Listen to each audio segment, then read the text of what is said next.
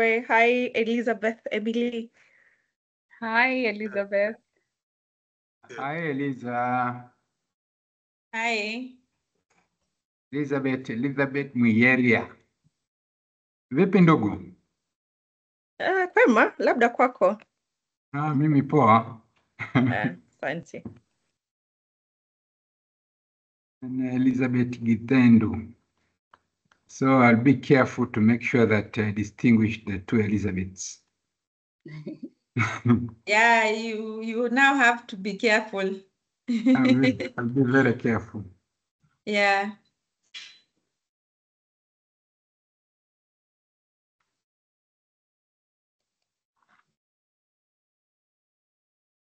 So if the networks becomes a challenge, I will advise that we put off the camera because they normally take a lot of bites. Yep. When there is a challenge in our network. Yeah, but at least when someone is speaking, they can put on their camera. You will advise us we move on. Yes.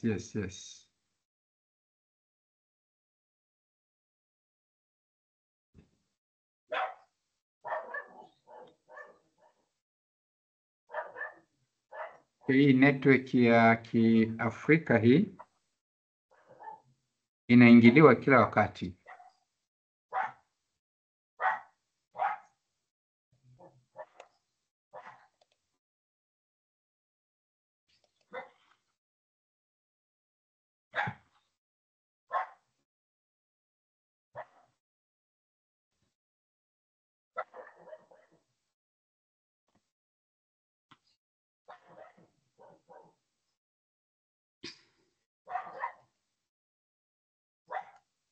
So this guard is with Elizabeth, I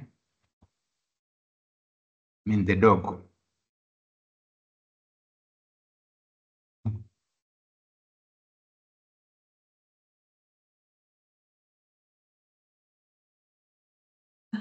I hope our Ugandan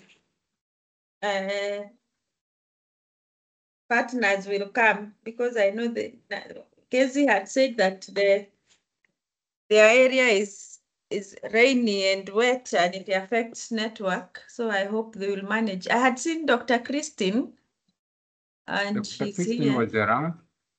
I think she's around. You can admit, as I tried to pull out Nani's.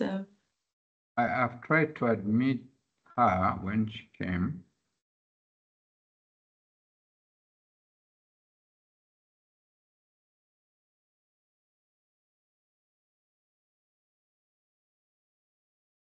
Elizabeth, Githendu. Yes. There are very few Githendus I know. Sorry. It's all right. Is this one from Nyeri? Actually, no, it's from Muranga. Oh, okay. Then pass. Yeah. Okay. Nani umeanza sasa? Jamani. Manza. Lazima tu tujuane. Haina shida. Ni vizuri kuwa mtu wa watu.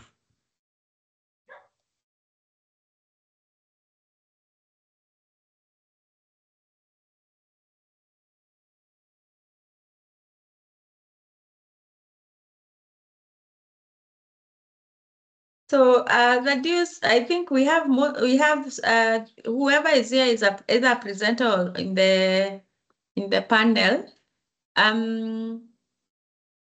Probably we could be doing the housekeeping as we wait for the others to come, just to feel if everyone is comfortable with their presentation.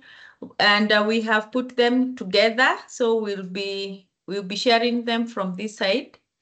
And the presenter will be asking maybe to move the next, and also to insist on the time given, 10 minutes for each presentation, apart from the panel discussion that has 30 minutes, but still when someone is asked a question, they have their time limit. So that deals will be our moderator for today. I will be a rapporteur, and at some point I will introduce the webinar and give the objectives for the day. That is, you Yes. can take up. Yes, thank you very much, ma'am. Don't know, there is an echo.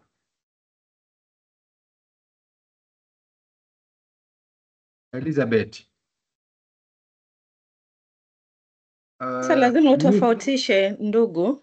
Monica, I think Yes, we are hearing some echo from my side. from my side. Oh, when I speak. Especially it's me. Okay, maybe am I clear, my area, or do I have? I don't hear echoes. Even from my side? Everyone sounds clear from my end. Even for the dues, it is clear. Okay. Unless you're in an empty room, Thaddeus. Empty room. Okay, thank you very much, Monica. Yeah, good morning all, wherever you are. Maybe for an introduction is that by the year 2024, Vi Agroforestry put up a proposal to the Swedish International Agriculture Network Initiative on the need to address the challenges of dryland of East Africa through agroforestry. And through that, a group of 15 experts were selected from various reputable institutions. The aim being to bring lights on the various technologies, experiences, and expertises on addressing the challenges of drylands through agroforestry. Therefore, guys, the heading or the title of our webinar today is Enhancing Climate Resilience and Food Security in Drylands, Scaling Agroforests for Sustainable Livelihoods in Kenya, Uganda, and Tanzania. Today we'll have 7 presentations, including some panel discussions and Q&As. In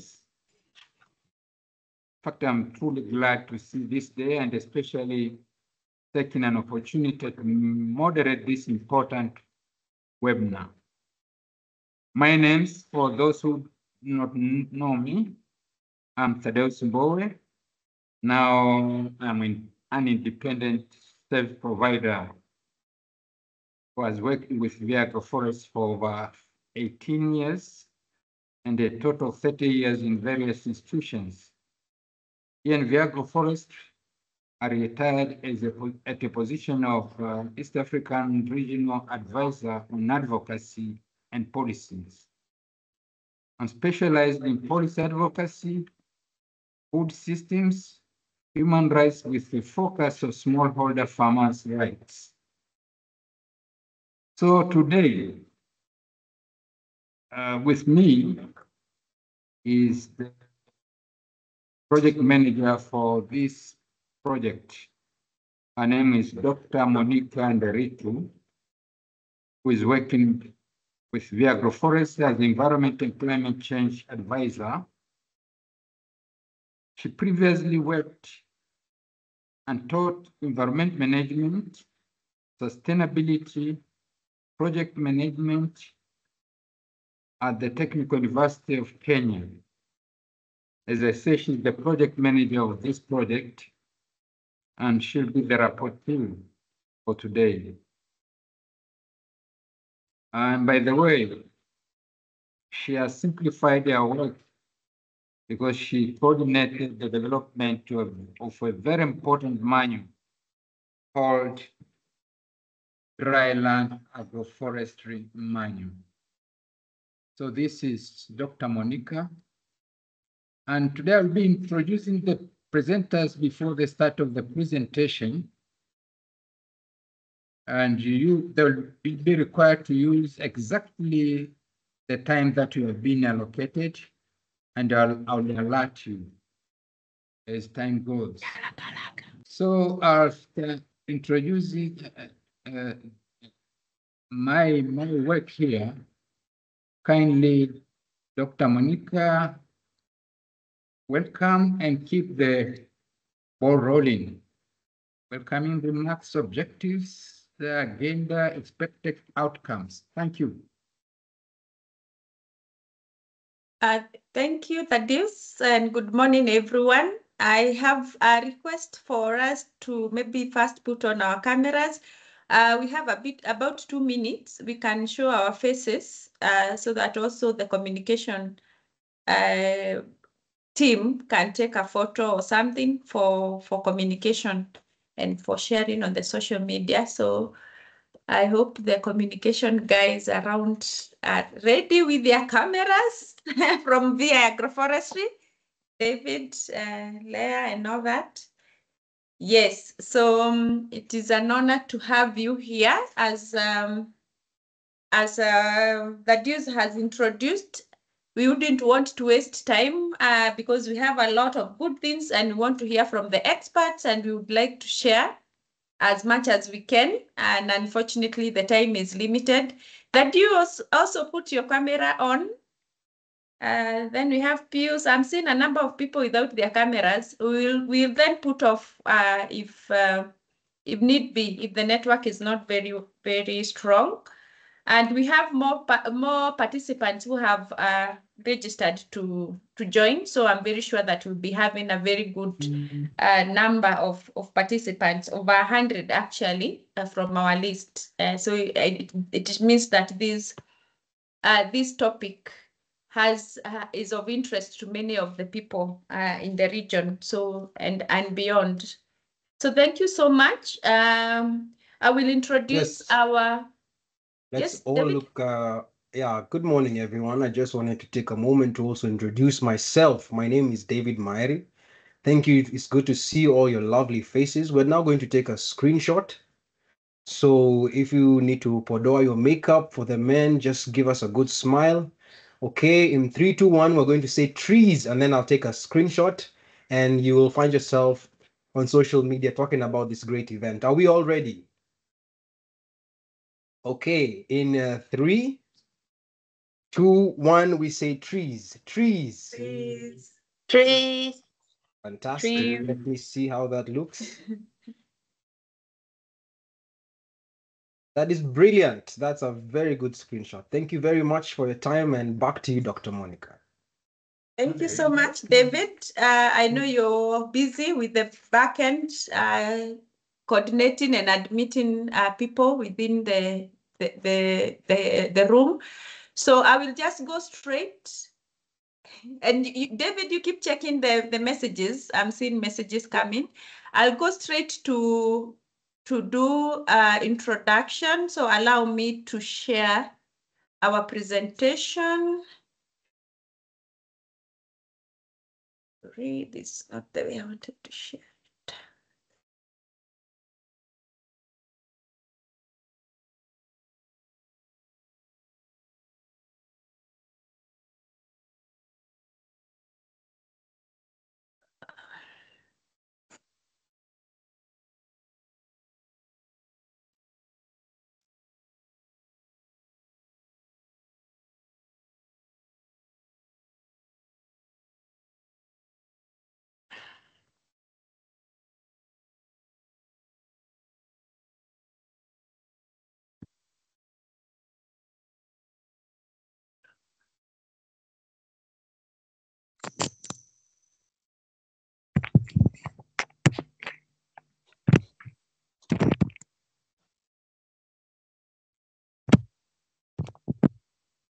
Yes, this is what I wanted. So I think I will start from here. Can you see my screen, Thaddeus? Yes, clear. All right, then. So thank you so much for joining and welcome. I am going to give an overview of the webinar, and it is on the East African Drylands Agroforestry Expert Group, which the Deuce has already introduced on what it is about. And we are very honored to have so many experts from our region joining us. But first I'll give a bit of the highlight for the expert group that is consists of about 15 experts and practitioners. And these are some of the experts, and I know they are within the room. We started off last year around November with dialogues and participation in the National Agroforestry Symposium in Tanzania, where we had very good conversations around the drylands and the issues that are affecting the communities in those areas, and also seeking. Someone is unmuted. Please mute. And looking for solutions in these areas. This was our first meeting with a few of our experts. And the objective of this expert group is really to promote the dialogue amongst experts and practitioners, including also policymakers around drylands and food systems in these areas. So a lot of issues that are coming from the drylands, including the effects of climate change, biodiversity loss, food insecurity, conflict, and all those issues, including gender issues, are key to us, and we'll be having conversations around that throughout this year. So we'll be having many dialogue platforms and presentations in conferences as we move on. As we look at the webinar today, it is designed by all the experts together, and today we would want to explore the role of agroforestry in enhancing climate resilience and food security in the drylands. And we would also want to share successful drylands agroforestry models and best practices that are working in Kenya, Uganda, and Tanzania. And also we would want to identify the opportunities and challenges that could be affecting scaling of the drylands agroforestry practice in the drylands of East Africa. So this, in a nutshell, is what we'll be looking at today. But we have a full program that we have shared with most people within the invitation that we had sent. And we'll be looking at the impacts themselves in the climate. Maybe I should just quickly share with you, just very quickly, I share so that I do not talk from my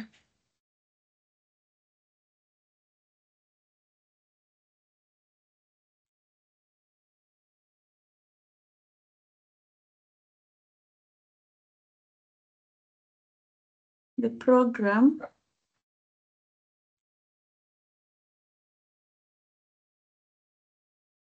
I think I don't have it ready here, but I have it somewhere on my desk. So we'll be looking at the impacts of climate change in the drylands, and we'll also look at agroforestry for land restoration that Dr. Kimaro will highlight. Other issues will be the agroforestry best practices in the real life. I will also be looking at the ecosystem approach to policy and financial support in scaling agroforestry in the drylands. The other thing that we'll be looking at is the innovative solutions for overcoming barriers. We'll have a discussion with the audience and question and answers for the panelists and the presenters who will be in this call. I will also look at the gender issues and food systems, and also the role of women in agroforestry and water management in the drylands, because we also want to hear your experiences in these areas. We'll look at the role of agroforestry in the NDCs. I know currently we are all the governments have designed their NDCs, and they have their own communication on the intentions that they have. And we want to look at what is the role of agroforestry in ensuring that we achieve the goals that we have for the national determined contributions for the countries in East Africa. So in a nutshell, that is what we are going to listen to from our presenters. And I'll go back to my presentation and allow Thaddeus to take over as we continue sharing. Yes, thank you very much, Monica. Do you hear me? Yes, I hear you. Yeah, thank you very much. Yeah, you really managed the time properly. But now I would like to welcome Sarah Kezi from Uganda. Sarah Kezi, for those who do not know her, she's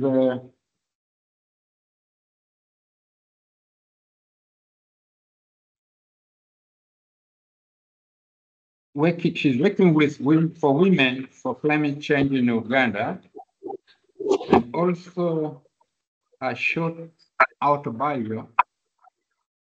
Madam Kezi is the chairperson Ambrosoli think tank, mentor and member for women in climate change, Women Economic Forum Africa, She Economy Africa, a public speaker, and also an evangelist at Children's City Ministries International. Sarah is also a business consultant at the Ambrosoli Business Consultants and the CEO for Keira Travels and Safaris Limited and Friends for Brothers Foundation. Also a member to several community organizations in Uganda and Africa. And by the way, it was Sarah who really supported us to having this webinar, especially when the International Women Day were held in Uganda. So welcome, Sarah, for your keynote speech. Sarah? Good morning, everyone. Good morning, good afternoon, or good evening, wherever you are joining us from. It is both an honor and a responsibility to address you today on an issue that is not just pressing, it is urgent. The urgency of climate resilience and food security in East Africa's drylands. East Africa's drylands, stretching across Uganda, Kenya, and Tanzania, are home to over 40 million people.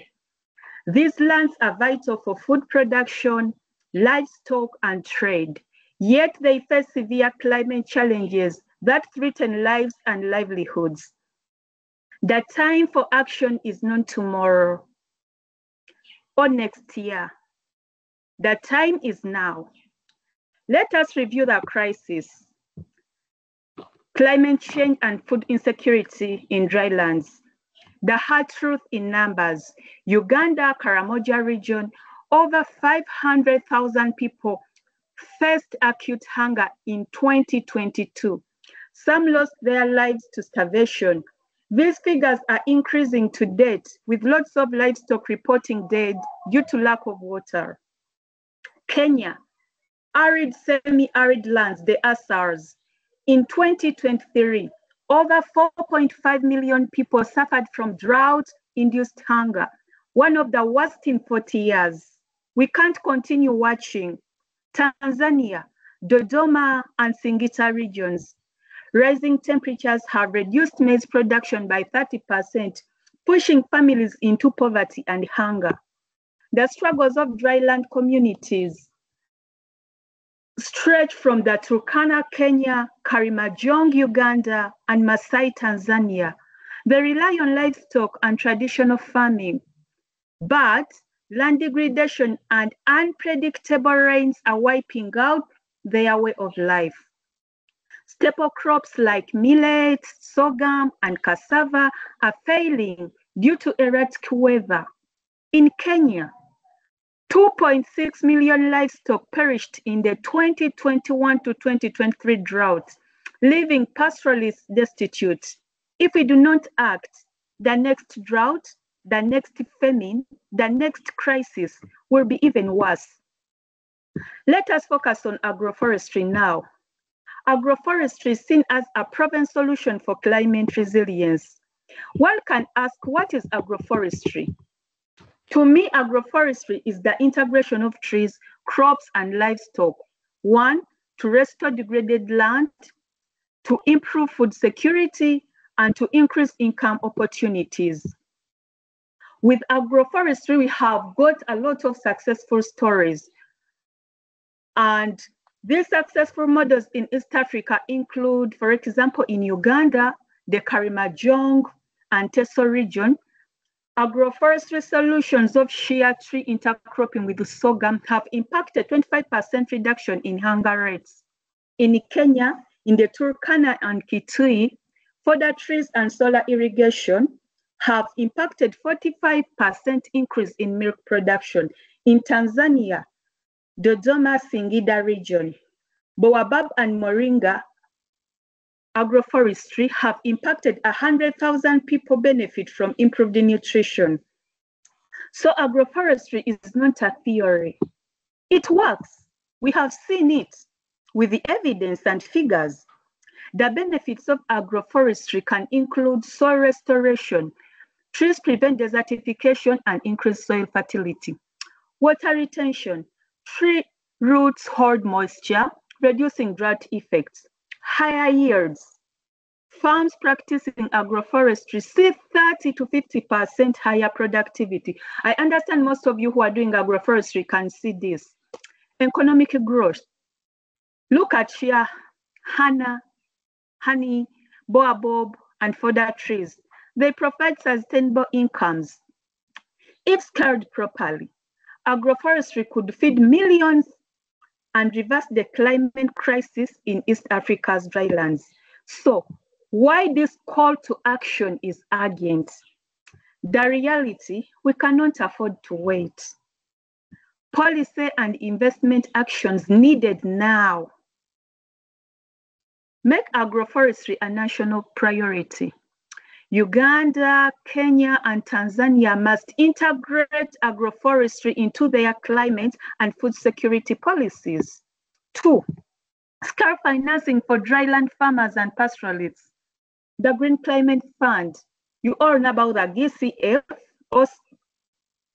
or African Development Bank, the AFBDB, must direct more resources to community-led agroforestry. 3, develop agroforestry value chains for economic growth. Shea butter, cashew nuts, Hass avocado, coffee, baobab, moringa, and honey have global markets. Let's invest in their production. 4, empower women and youth in agroforestry. Women-led cooperatives and youth entrepreneurs must be at the center of dryland restoration efforts. The solution exists. The resources are available. What we need is political will and a coordinated action. In closing this vision for the future, ladies and gentlemen, imagine a future where farmers in Uganda, Kenya, and Tanzania harvest nutritious drought-resistant crops every season. Agroforestry restores drylands, preventing desertification. Pastoralists have enough fodder for their livestock, reducing hunger and migration. Women and youth lead thriving agroforestry businesses, breaking the cycles of poverty. This is not a dream. This is possible, and this must start now. Let us not wait until another famine, another crisis, another lost generation. Let us act. Let us invest. Let us build climate resilience through agroforestry. Thank you. Over to you, Thaddeus. Thank you very much. Really is an impressive keynote speech. Yes, calling up both the policymakers and all the stakeholders to really put agroforestry on the first quadrant priority. So thank you for the keynote speech. Now we go to the session 1 of presentations. It's about understanding the dryland challenges. And we'll have 2 presentations. The first one by Dr. John Walker-Richer from International Livestock Research Institute. And the second is Dr. Kimaro from IPRAF Tanzania. So let me introduce Dr. John Walker-Richer from International Livestock Research Institute. From the website now, I've seen that Dr. Richer joined International Livestock Research Institute in September 2011 as a participatory action research specialist, and also working with the research program on climate change, agriculture, food security, and food security. He then became a scientist, climate smart agriculture and policy by November 2018. John's research seeks to identify priority actions that we must collectively take now for climate change adaptations and mitigation in food systems. Taken together, these actions are the basis of the systemic transformation that is needed in food system to feed the sub-Saharan Africa's current and future population sustainably under climate change. John Walker-Richer did his doctorate PhD in soil and crop science with minor specialization in soil and water engineering and international agriculture and rural development at the Cornell University, USA.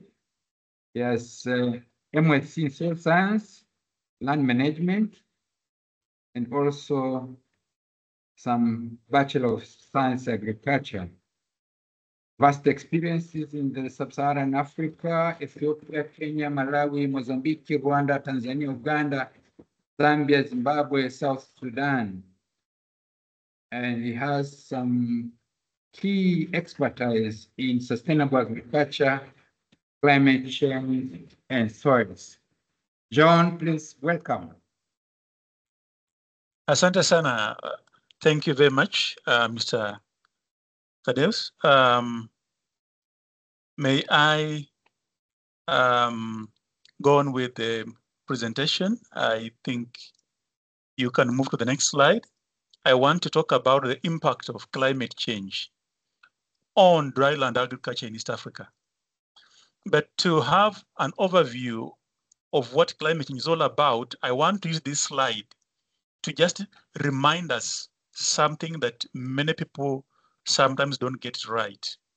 When we talk about climate change, it comes about because the radiation from the sun that comes to hit the Earth's surface ends up getting absorbed, but not all of it is absorbed, and some ends up going back to the atmosphere, what we call radiation. But then this radiation ends up now being captured by the greenhouse gases that are essentially carbon dioxide, methane, and nitrous oxide. Next slide. These gases are emitted mostly through human activities. And as the next slide shows, the largest amount or condensation of those gases is carbon dioxide, which comes about from transport, construction, factories, when we burn forests, and when also we are trying to produce energy using coal and other ways, mostly. Methane is produced from livestock grazing systems, specifically when there's poor manure management, when we've got landfills where trash or garbage is thrown, and then there is anaerobic respiration and not well managed. And then also comes about when there is a lot of livestock that are kept by people in large numbers and in most cases not well managed. And then there's of course nitrous oxide, which is because of poor manure management, fertilizer management. Those are the main culprits leading to climate change. Therefore, that greenhouse effect that we talked about. Next. Now, with the increase in carbon dioxide from the 1900, as per this graph to the year 2000, you see that there has been industrialization, as we have had lots of movement, construction, machinery use. There is an increase in carbon dioxide emissions, especially for the past 125 years. And countries which emit a lot of it are known, they are there on the graph. But despite the fact that in Africa, we emit less, we actually so much highly affected because the East African region we're talking about is spread around the equator, which receives more radiation, and therefore there are more impacts on us. So next slide shows with the increase in carbon dioxide, then there is also an increase in global temperature in the same exact period.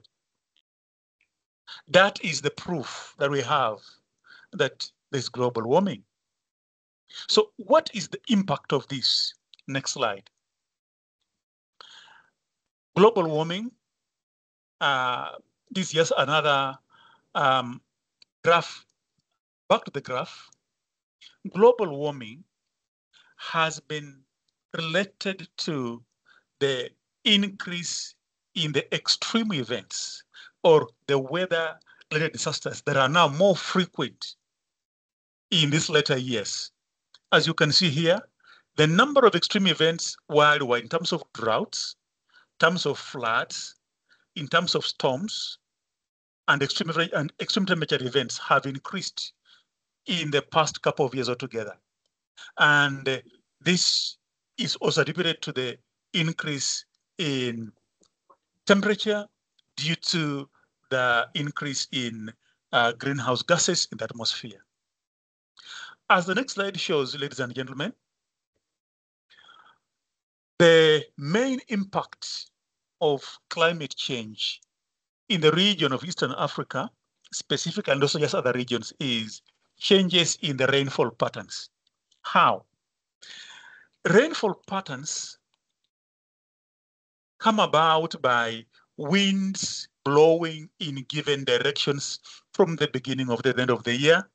And these winds are carrying moisture from areas that have got the moisture, which could be like the oceans or the major hydrological areas like the Congo forest.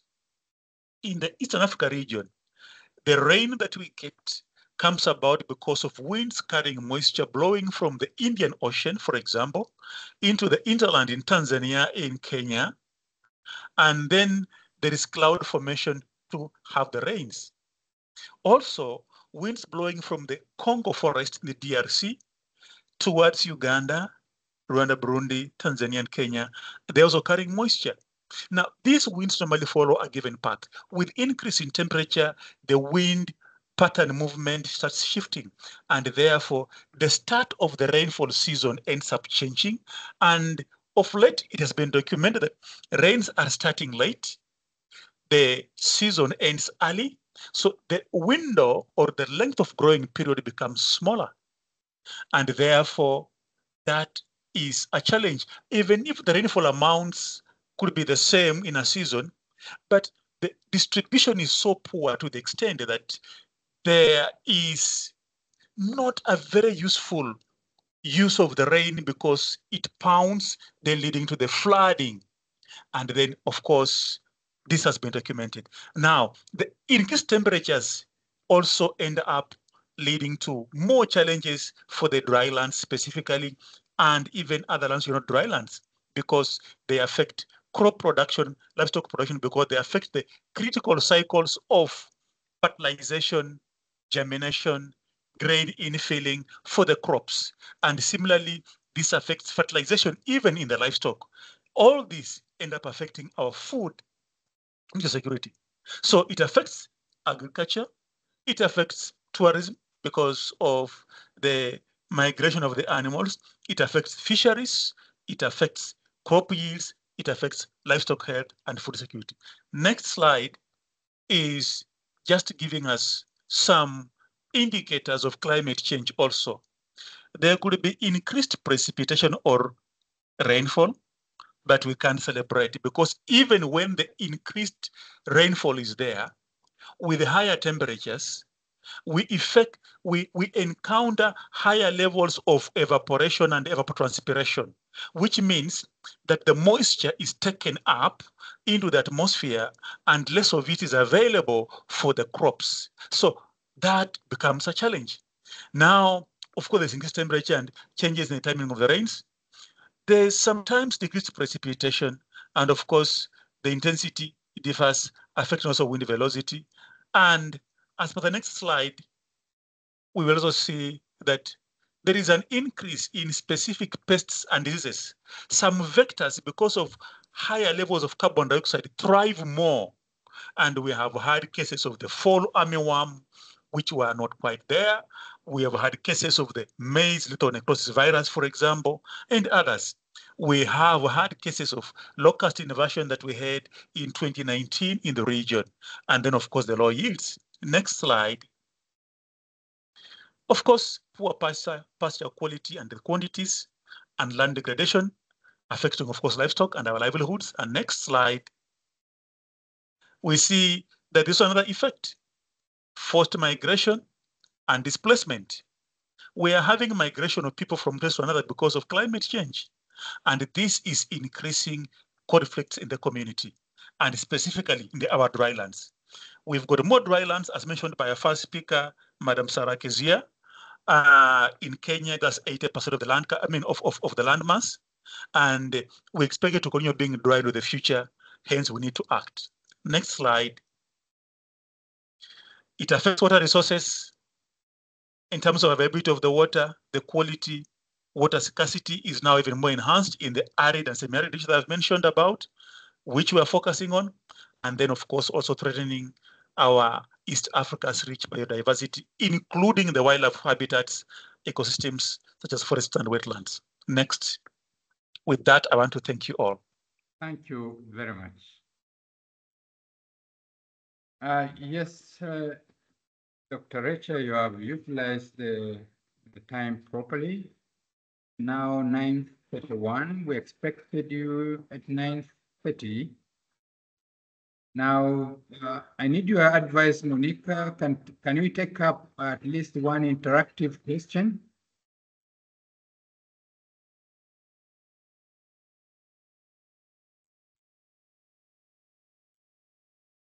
I think we can have Dr. Kimaro, and then we yes. Yeah.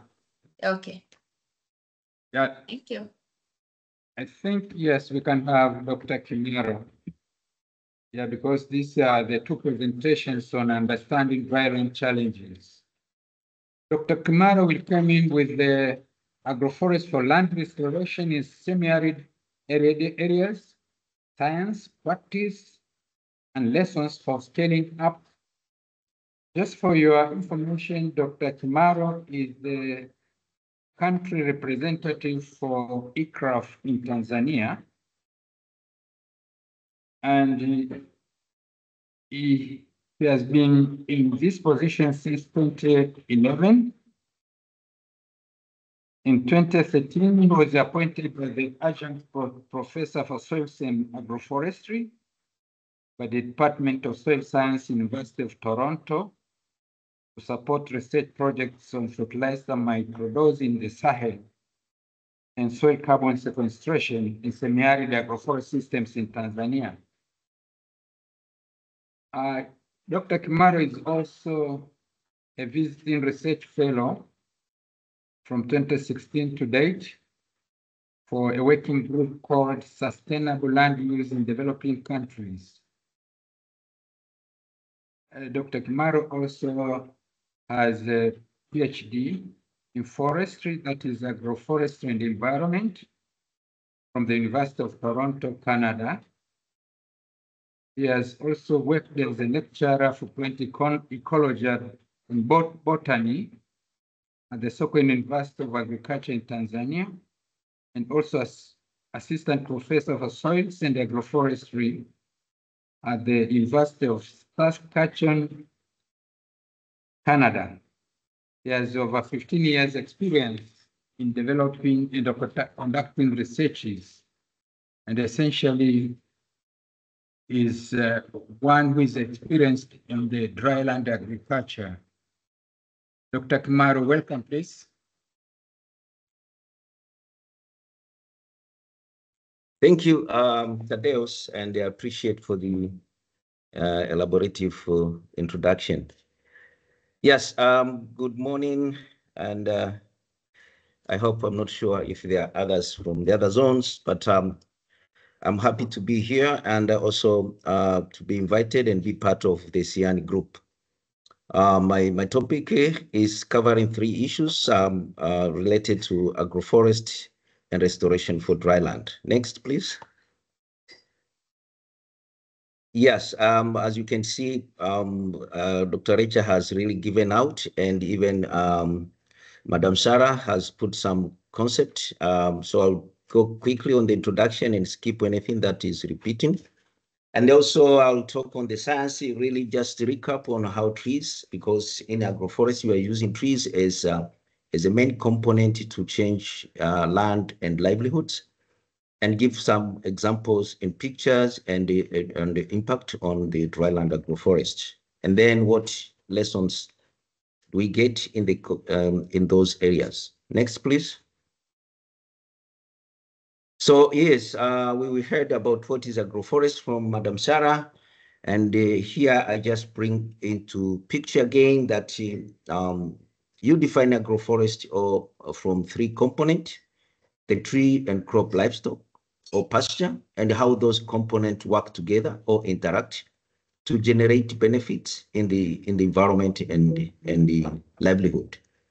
But you need at least 2 components to make an agroforest. What you see on the left is an example of an agroforest that has 3 components in the same place, but things are changing. So and one of those components should be tree, and the way they're arranged is different, and their arrangement and the interaction give different types of agroforest and for different agroecological zones. So from the land restoration here, we'll be talking on the context that is the declining of productive capacity of land resources. This could be the farmland, forest, rangeland, and even the watershed. And a little bit up in the context of farmland, really indicators erosion, soil quality degradation, but also biodiversity. Next, please. So the status of dryland, degradation of land, we see that the majority of degradation is really happening across Africa and in drylands of East Africa and the entire of Africa being more severe. And the large drivers are really anthropogenic, as you see from the red dots on the pictures. Just some statistics based on an indicator of declining productivity. We see that almost half of the Tanzania and Malawi, this study included Malawi, that are degraded, and then 23% in Kenya. So all it says that the degradation is happening in all aspects of the indicators I mentioned the previous. And the major drivers that when we are addressing any management, we need to look at this one here: population, which bring pressure on demand of the resources, and sustainable farming, which is the key where we are discussing and many things. but harsh climate condition, we heard from Sarah, and we have heard the science behind it from John Richer. Extensive grazing and use of wood fuel for agro-processing, domestic, and many others. So all these are things that we look from the lens of agroforestry and this discussion and others to see how we can address and minimize, but also bring resilience in the landscape. Next, please. So what trees being an agent is doing is really from the aspect of their impact on soil. And when we talk of soil productivity in the agroforest, we are talking, yes, there is an aspect of soil nutrient as a supply of nutrients to optimize crop production or to sustain, but also there are other indirect effects, especially impact on the physical attribute of the soil, which also influence productivity, including the vegetation, erosion control. So in any case, in the agroforest and other tree-based systems, we use trees as an agent of change. And the way you integrate, it's either going to supply the nutrients through the processes that I don't want to go into the details, but also it's going to influence the availability of nutrient in the soil through chemical processes, during decomposition. Also, it's going to add organic matter, and that's why we also have carbon sequestration and many other things.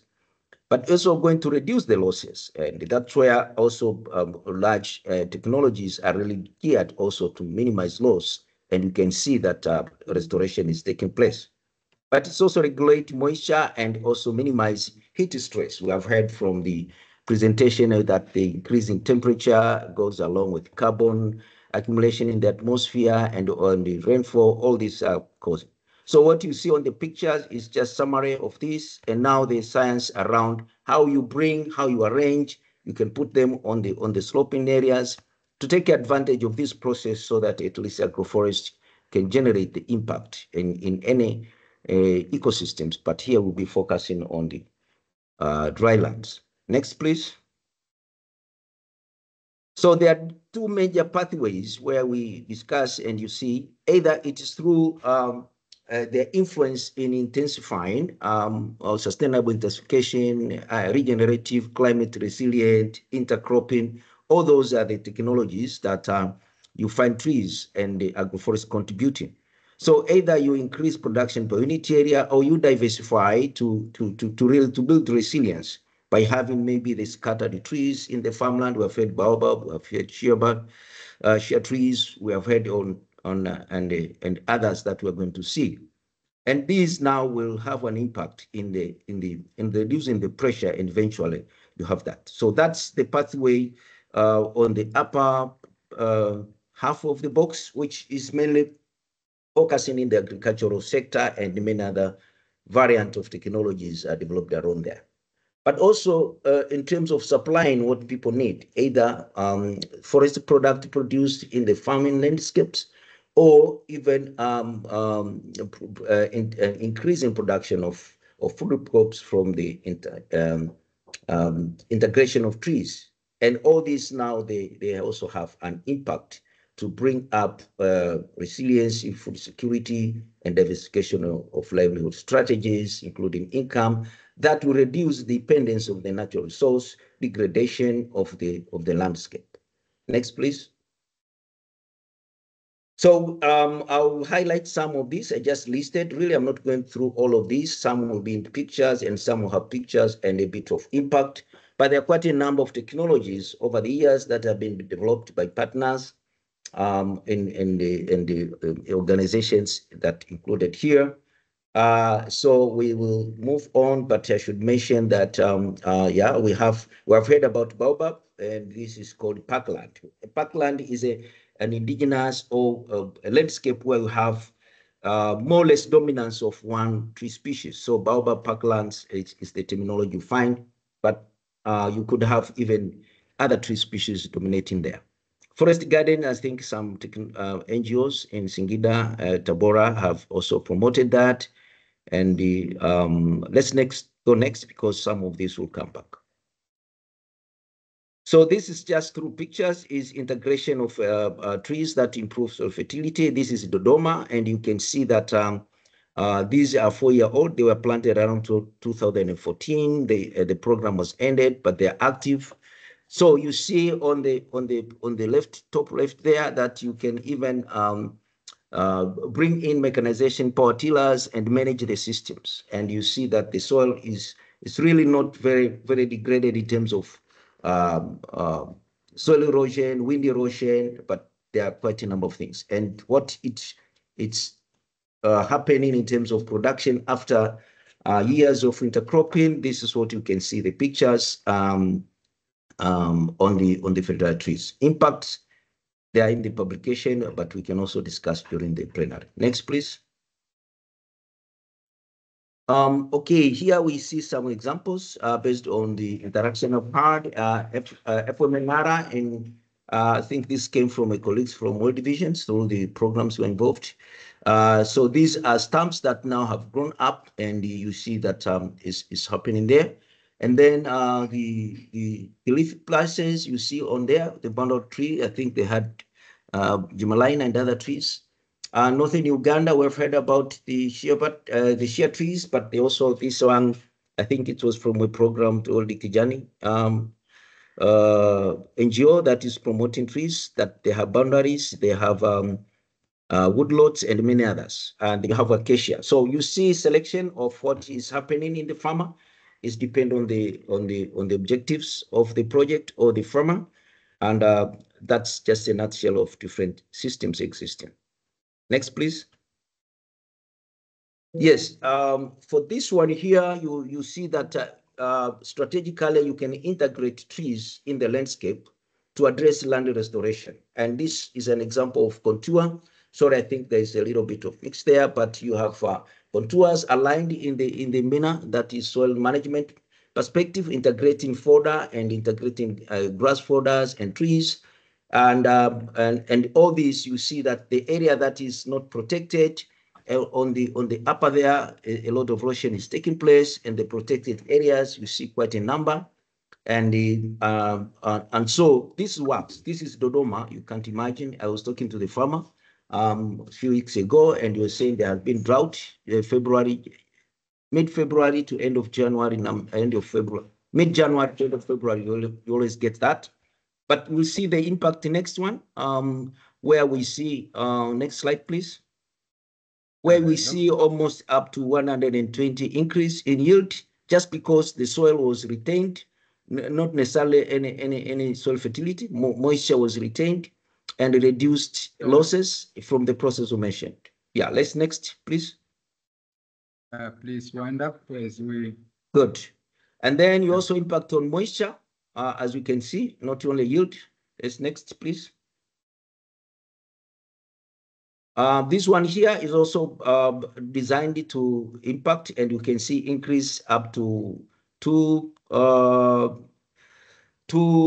benefits cost ratios and maize yield doubling and even carbon sequestration. Next, please. Yeah, also energy is an issue, and you see some impact in terms of reduce the deforestation and also energy efficiency, 50% relative to that. And when you combine the two, you are really reducing labor. And also when you bring the voucher, you have double impact of amendment, some carbon sequestration, and utilizing the twigs and trees that are coming from the agroforest. So let's go to the lessons.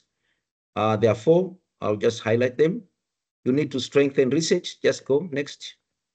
You need to strengthen research so that at least indigenous technologies that are not well known, that can be promoted, but some of the work can also go down to uptake.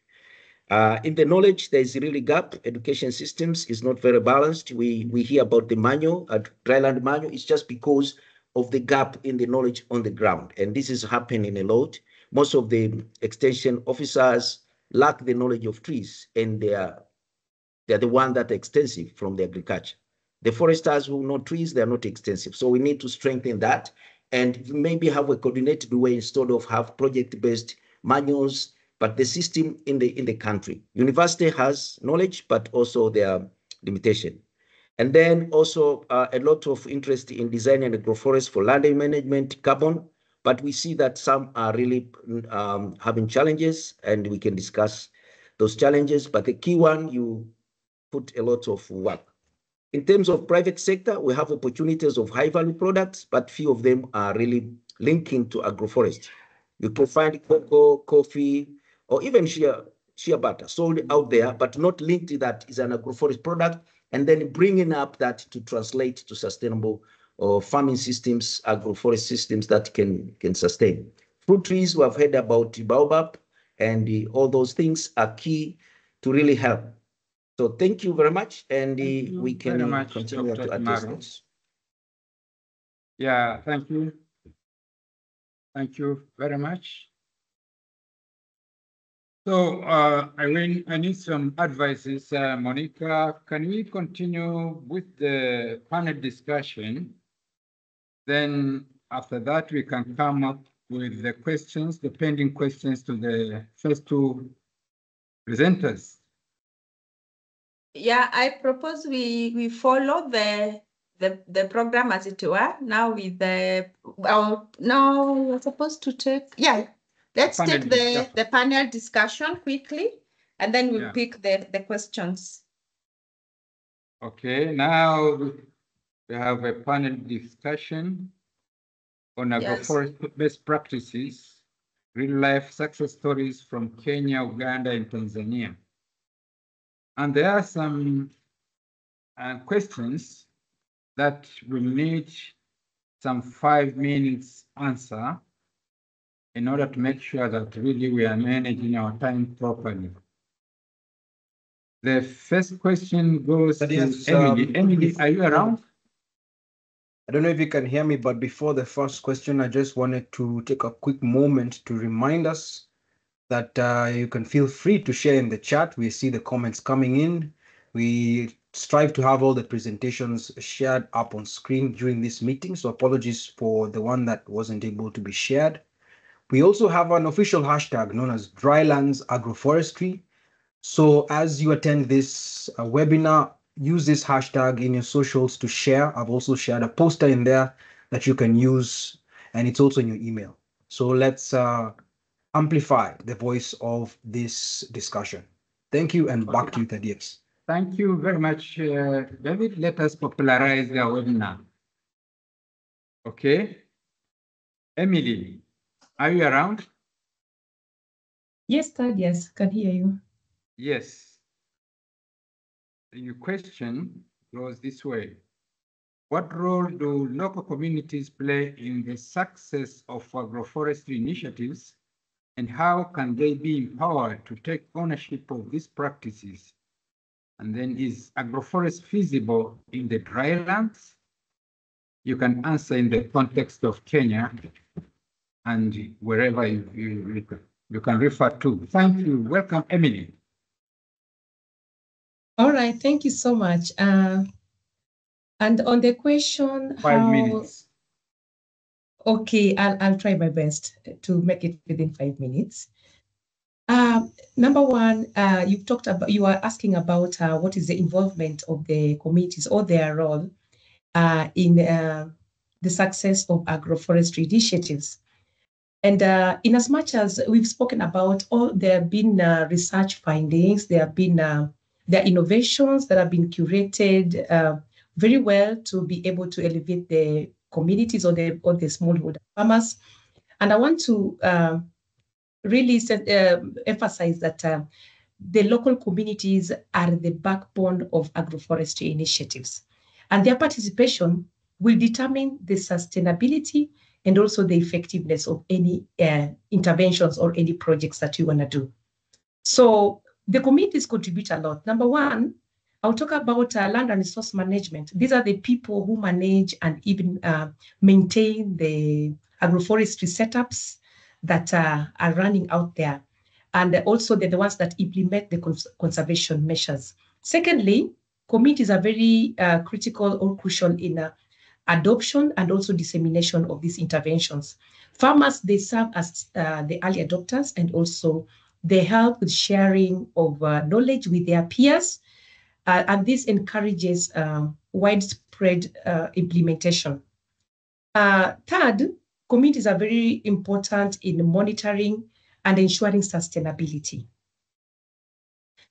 They are the ones that do continuous care, such as we talk of prunings, we talk of managing of the tree growth, and ensuring long-term success of these interventions.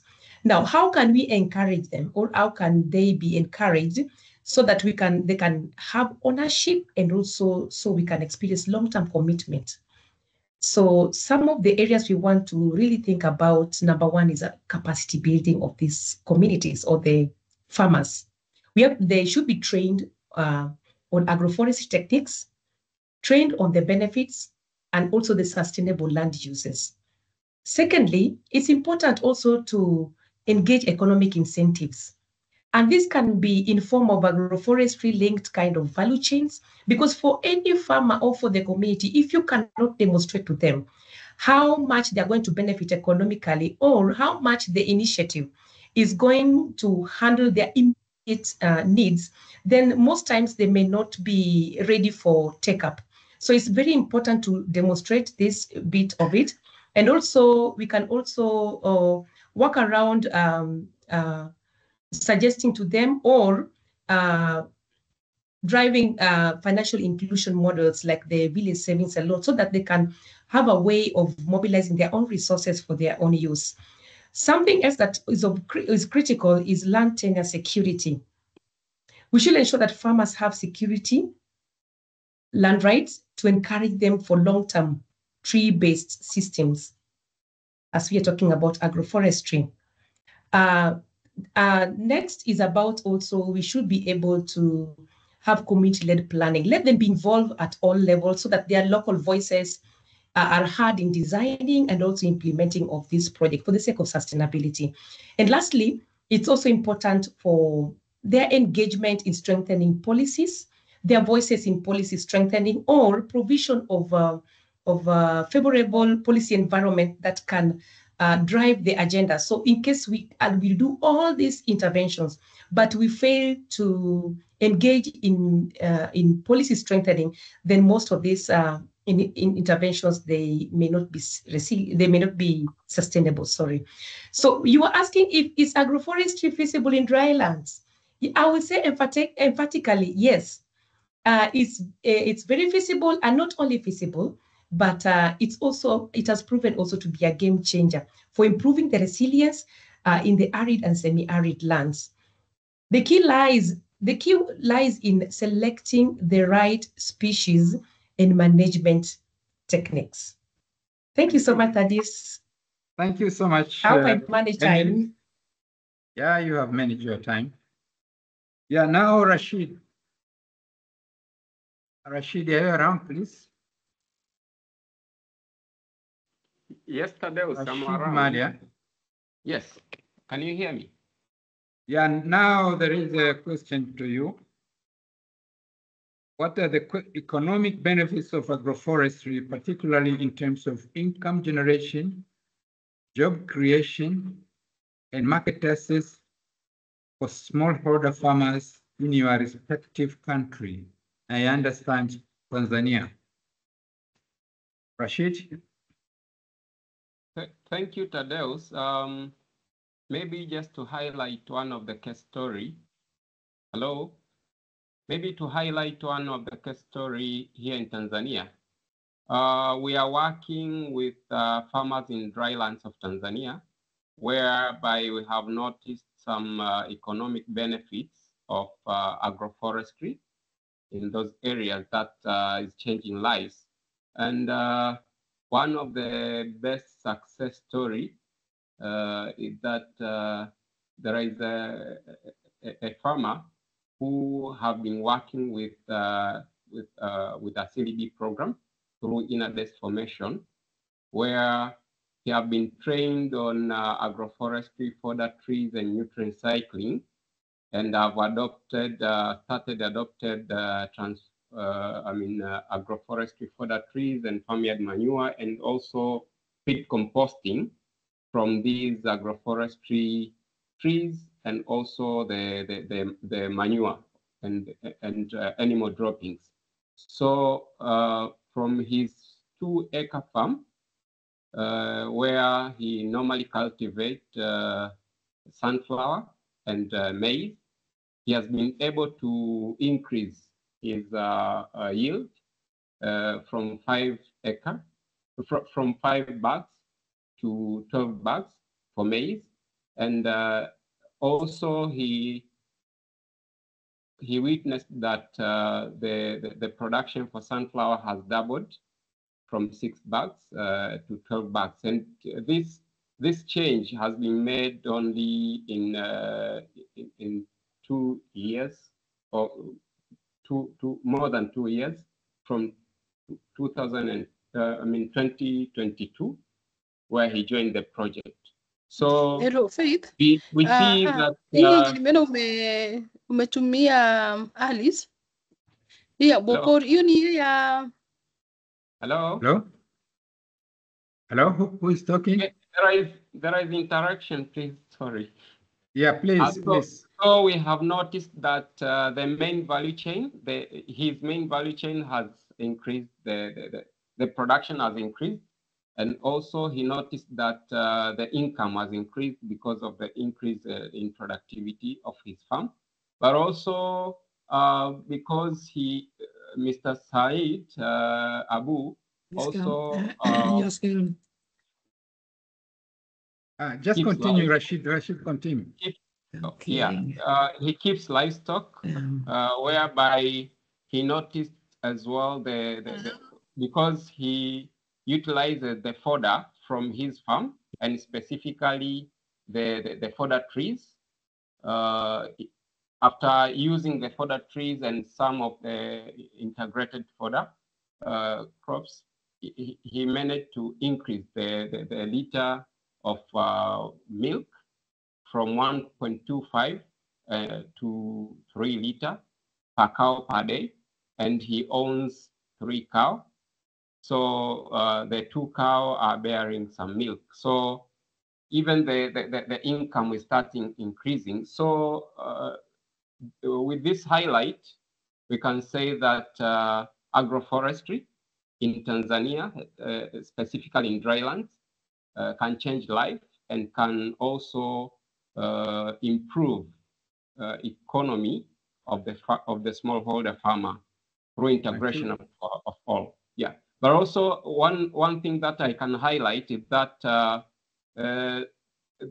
through integration of all these livestock and crops, also has improved the nutrient cycling, but also reduce conflict over resources, because Mr. Said is working closely with other farmers and livestock keepers, where he saw some other fodder as well, and fodder tree seeds.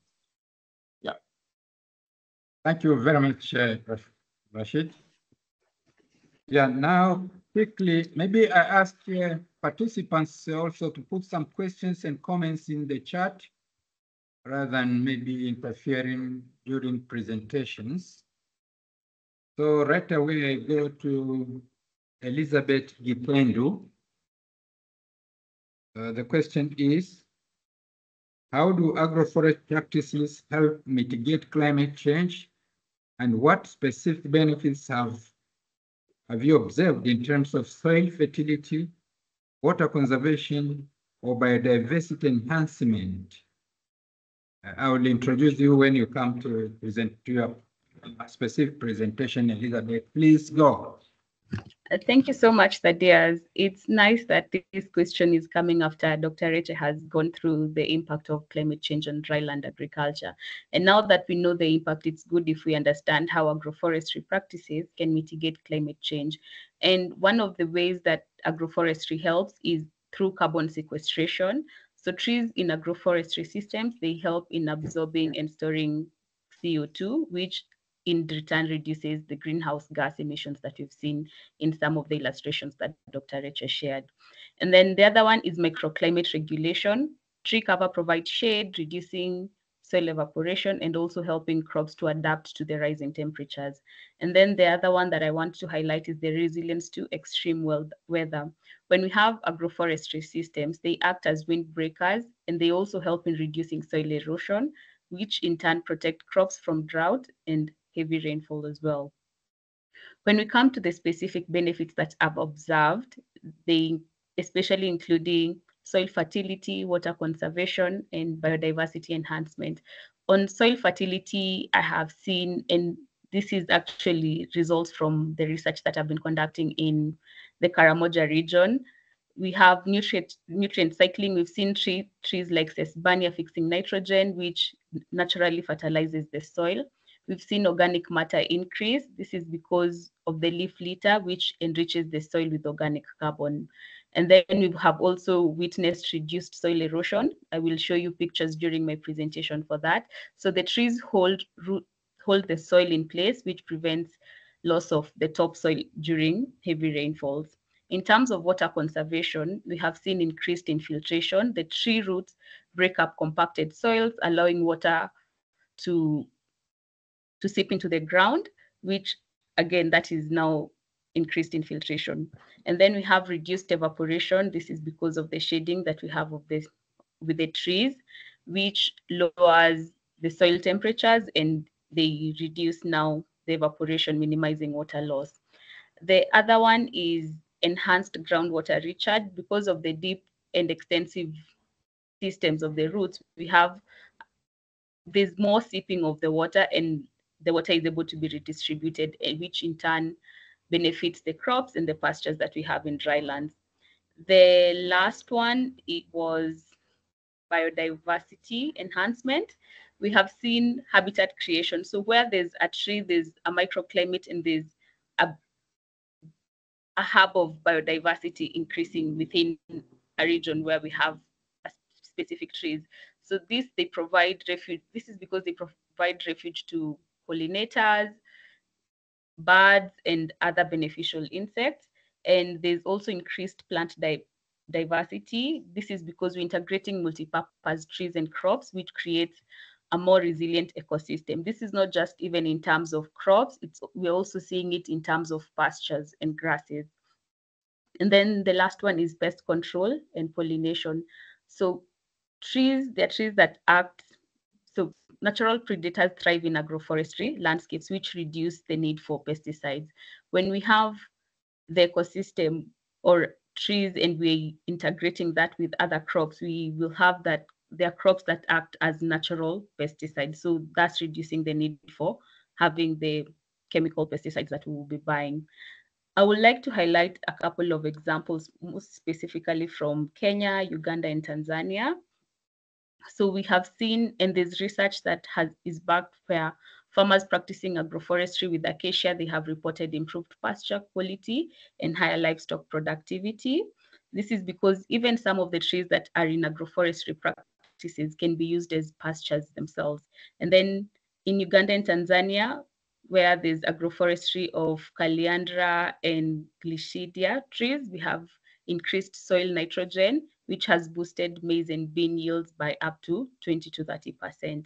And we have also witnessed in Kenya, water retention has improved in areas where farmers plant agroforestry trees alongside crops. So this reduces the over-reliance of irrigation. Yeah, thank you. Yeah, thank you very much, Elizabeth. And I saw some questions about the need to see the slides, Monica, but this is about the questions and answers in the panel discussion. So there is no formal presentation here. And the other question goes to Dr. Sima Bakengesa.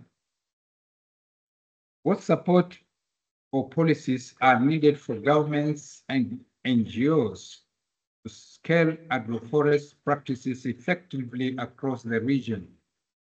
Dr. Sima, are you around? Yes, Tadeusz, do you hear me? 5 minutes, please. Yes. Do you hear me, Tadeusz? We can hear you. Okay, good morning, everybody. Nice to have me in the webinar.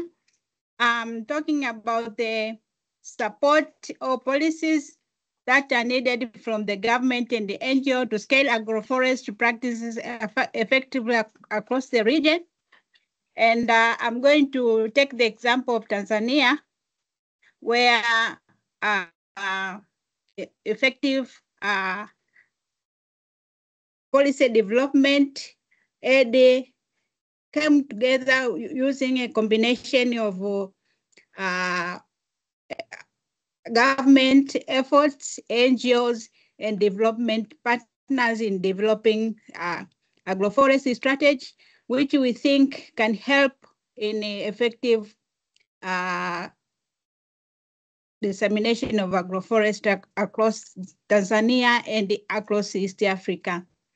There are issues which need to be addressed by policies that can enable scaling up of agroforestry. These are the issues to do with tree tenure rights and land rights to ensure that farmers feel secure in adopting agroforestry practices. And also the issues to be looked on, like issues on financial support and incentives by providing subsidies, grants, or low interest loans to farmers adopting agroforestry systems in East Africa. And we were in our strategies also, we thought of innovative strategies of using high value crops and tagging them, as Dr. Kimaro said, to fund agroforestry interventions. We are talking of high value crops like cocoa, coffee, and shea butter to be part of the financing mechanism. And in these policies also should address the issues of capacity building and training. We have seen that we need to develop capacities in terms of professionals and also capacities in terms of institutions who are doing agroforestry across our countries. And here we call upon the NGOs and the government to collaborate in offering training programs on agroforestry techniques and benefits. Also, these policies should also look on the issues of extension services, should be strengthened to provide and support farmers. There are issues to do with improved access to resources. And here we are also looking at the improved, sustained, and diverse germplasm as supply chain, which can support farmers to scale up agroforestry. And the policies should emphasize the role of agroforestry. This is missing in most of the policies I've seen. The role of agroforestry on land restoration, climate change, and carbon trade. These are the areas which should be looked upon to help scale up agroforestry in the East Africa. And awareness and advocacy. This is the area whereby NGO can help us and play a crucial role in raising awareness about the environment and economic benefits of agroforestry. And government should also engage into regional and international levels of advocacy to attract funding and partnership, as I'll be speaking about the NDC, to see how we can use agroforestry to attract funding when we are implementing the national NDCs. And also, I really advocate for policies to promote agroforestry as a tool for climate change and mitigation and adaptation, and while aligning it with sustainable development goals. In conclusion, I would like to say that to have effective practices across the region is both working in partnership of both government and NGO to create an enabling environment for scaling up of agroforest practices, which will also benefit the local communities as well as the global community. I'd like to present. Thank you, Thaddeus. Thank you very much, Dr. Sima. And for your information, the webinar is recorded for your future references. So we have the last question to be shared between two.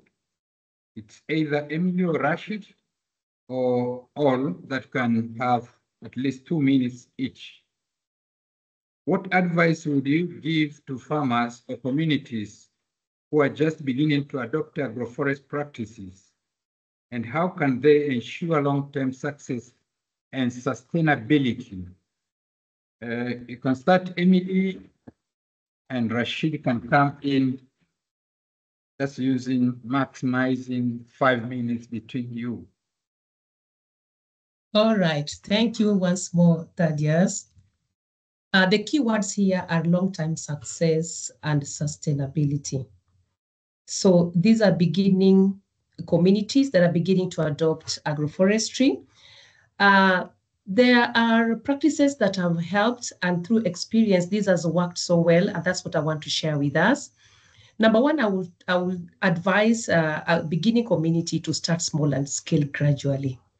Begin with pilot projects on a small portion of land, just to test what works best for their soil, for their climate, and also with the available resources that they have. So they can learn from the initial trials before expanding to larger areas. Number two, choose the right tree and crop combination, or depending on the kind of agroforestry system that they're adopting, they need to choose the right germplasms that they're going to combine in this agroforestry system. Select tree species that are well suited for their local climate and also soil condition. This has worked for us. And also integrate crops that complement the tree growth, or animals that will easily complement tree growth rather than competing with them for nutrients, for light, for water, and such. So that is very key. Number three, they should understand soil and water management practices, because we are talking about drylands. And in drylands, one of the major descriptions is that there's limited water available. So they should be able to understand soil and water management. So they should work around improving soil fertility, and this should be through organic matter like mulching, composting, and the like, using biochar and the like. And also they should be able to implement water conservation techniques, because for them to produce crops, there should be a way of conserving the little water that is available for them.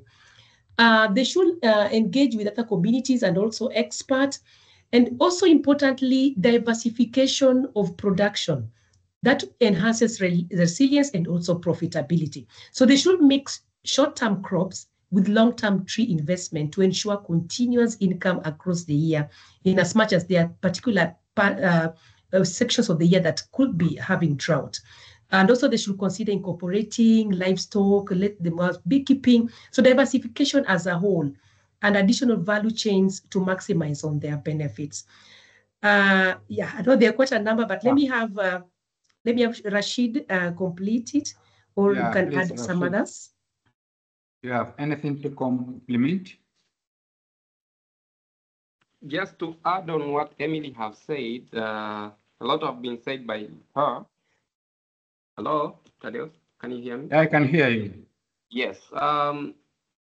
One of the things that we would advise farmers to do is to understand the resources that are there, indigenous or traditional at their area, because they should minimize the cost by having the resources around them, other than sourcing from outside. So that is number one. But number two is to study their area if something works well or some trees works better, they should concentrate on those trees. So tree selection, as Emily said, is very important, and they should look into what they need, that function of those trees, what out of those trees they need, but also if they practice some practices, what are the output of those practices? So they should be keen on that. But also diversification is key, as Emily said, to ensure that the nutrient cycling is good. We don't need to lose the nutrient. Most of the farmers in the dryland, they do slash and burn during the preparation of their farms, where they can use those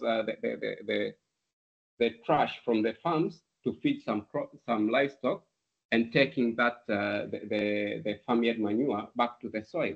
So nutrient cycling is key, and they should consider that, and also including the livestock in their production system, not considering only one kind of value chain.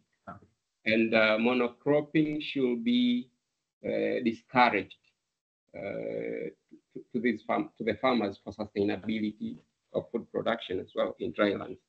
Also, water harvesting in drylands, as we know that dryland receives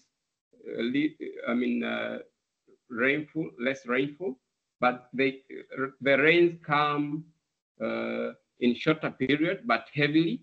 So we need to invest, and the farmers should invest on water harvesting technologies, especially in situ water harvesting and not ex situ. In situ water harvesting is key, so that they can utilize the water that is being lost during the rain season, and to reduce erosion as well. That is what I can add from Emily's.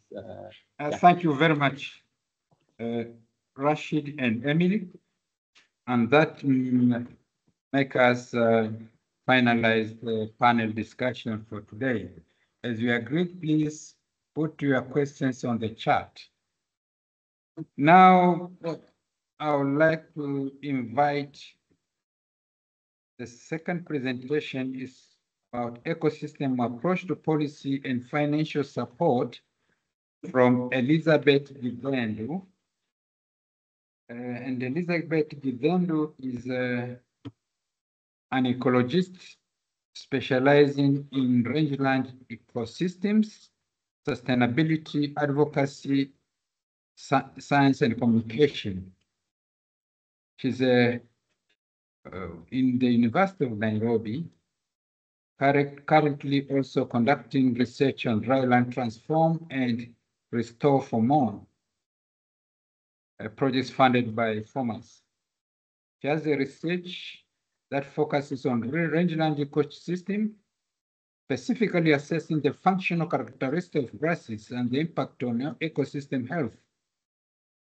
Beyond the academia, she's the co-founder and leader of EcoHope Africa, a registered social enterprise in Kenya that advocates for sustainability whilst empowering youth and women.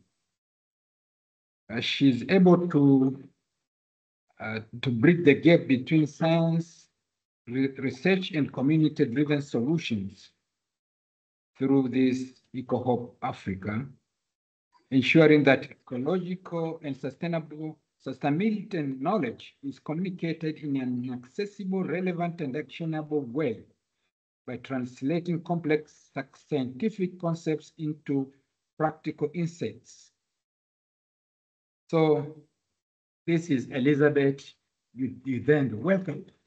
Thank you so much, Thaddeus. Yeah, I think we can proceed to the next slide.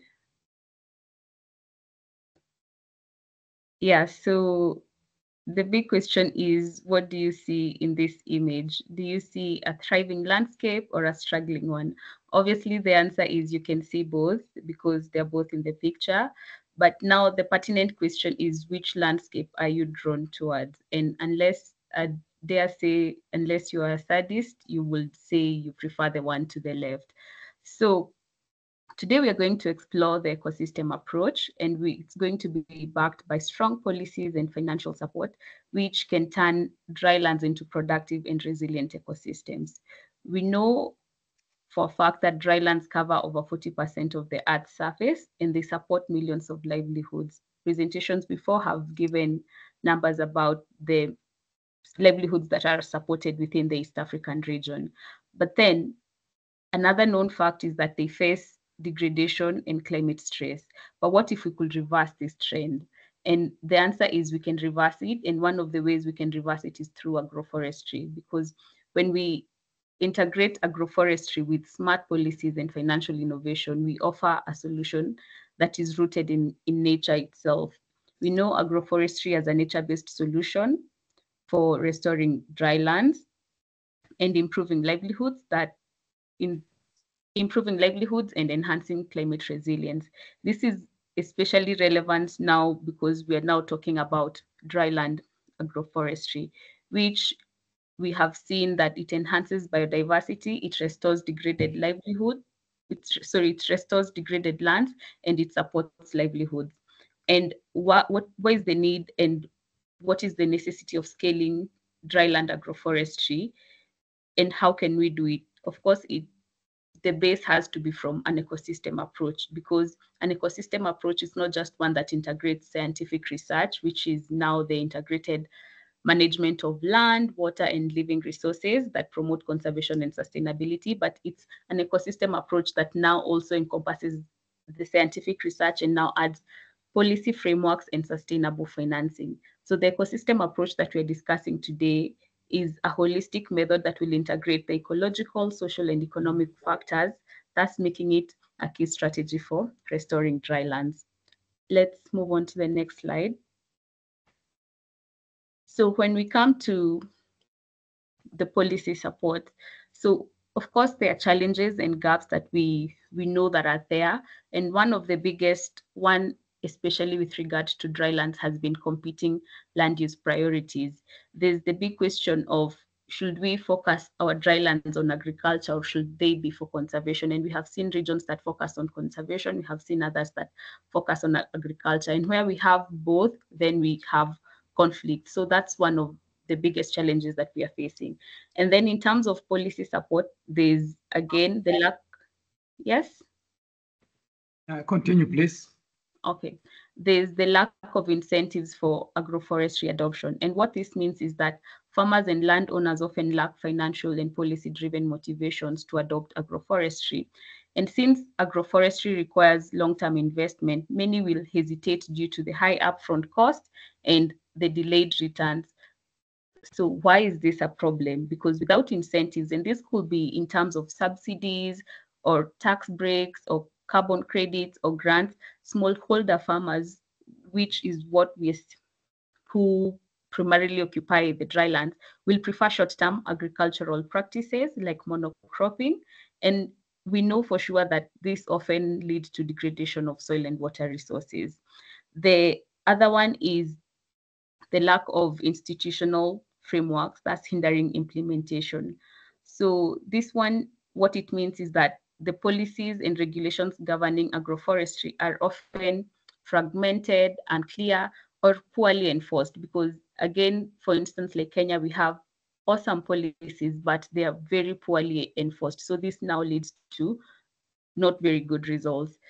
So this includes a lack of coordination between agricultural, forestry, and environmental agency. Coordination is critical because drylands focus and they kind of interlink. If we were to draw a Venn diagram of what is within the drylands of East Africa, we see there's agriculture, there's some forestry, and there's some environmental agencies that all work on the same region, but there's no coordination, which leads to fragmentation of resources, which is not very strategic and not very wise. So this is a problem because farmers and communities and investors face, again, bureaucratic hurdles and unclear land tenure and limited technical support. This makes scaling of agroforestry efforts very challenging. So the key policy interventions that we can include will be integrating agroforestry into national and regional policies. We have seen this has been coming up a lot, even with the formation of the NDCs. And then there's strengthening of local governance structures for management, for land management. And this is critical because unless we're starting from the grassroots, the top-down approach has been proven that it's not working. So if we're including and we're starting from the smallholder farmers, from the landowners themselves, which, and as we can see from the picture that's on the right, is that the people are actually very interested and they really want to know what can we do to make our land better? What can we do to improve our livelihoods? So if we were to strengthen local governance structures and empower the people, then we will see that we would have better approaches to scaling agroforestry within the drylands.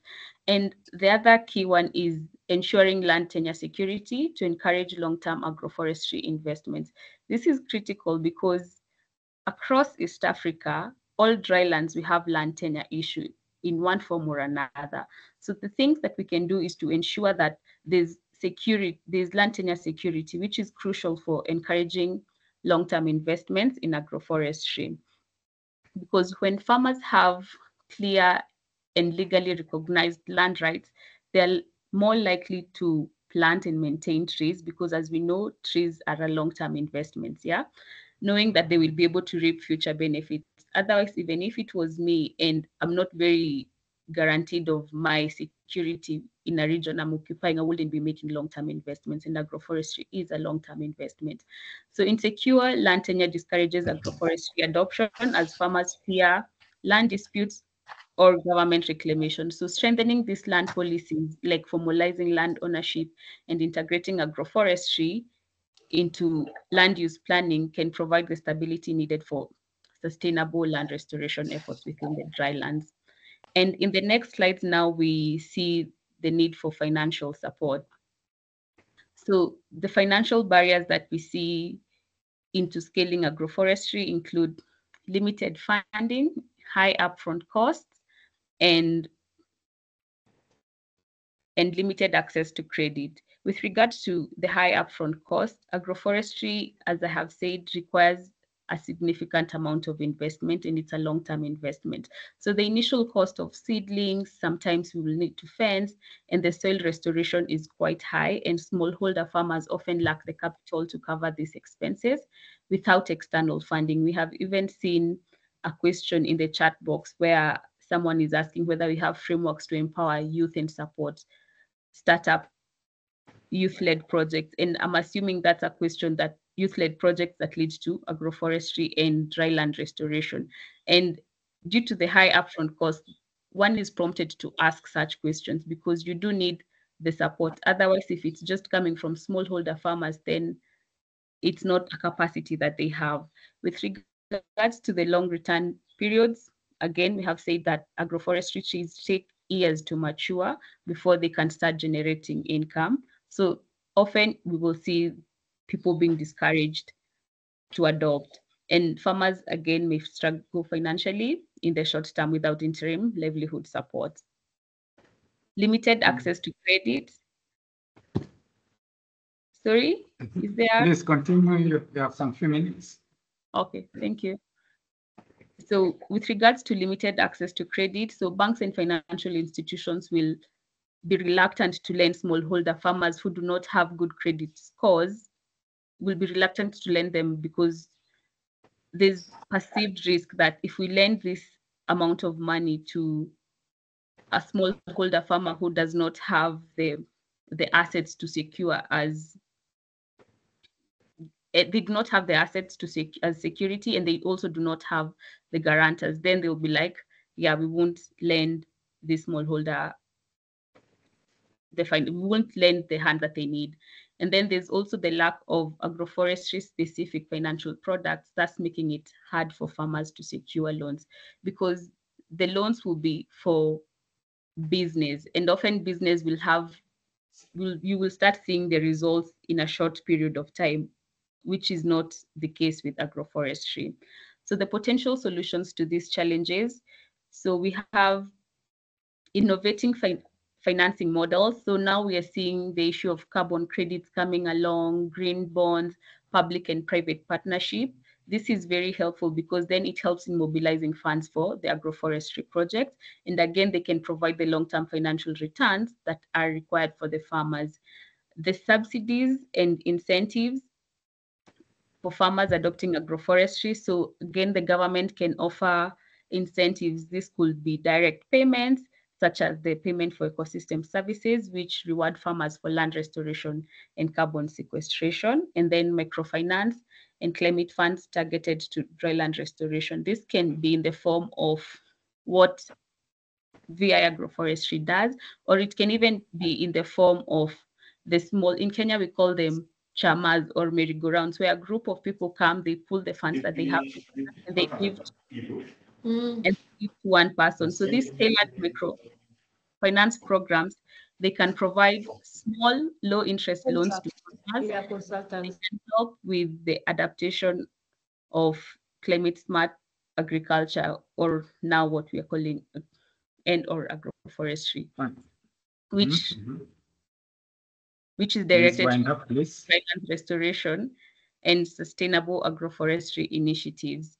And so what is the takeaway from all this, and what is the way forward? Yeah, there's of course the need now for integrated solutions where we are combining ecological, policy, and financial strategies. Otherwise, we have seen that if we just focus on just the ecological aspect without the policy and financial strategies to help, then it becomes a collapse. This has to be a three-legged stool, as African wisdom would inform.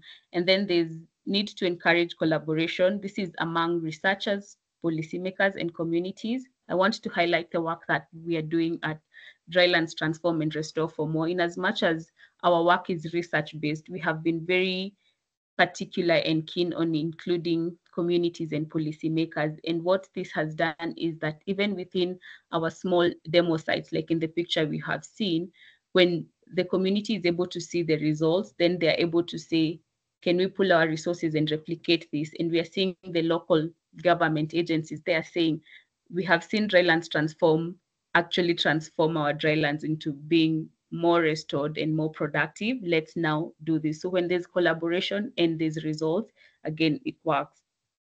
So we need to also empower policymakers, because policymakers, they need data, they need to see the hard facts. Yeah, so we need to provide them with data-driven recommendations. And then we need to engage investors. Let's showcase the economic viability of dryland agroforestry, why there's a need, and how profitable and how beneficial it can be for them economically, for us ecologically, and for the landowners or the community, how it can improve their livelihoods.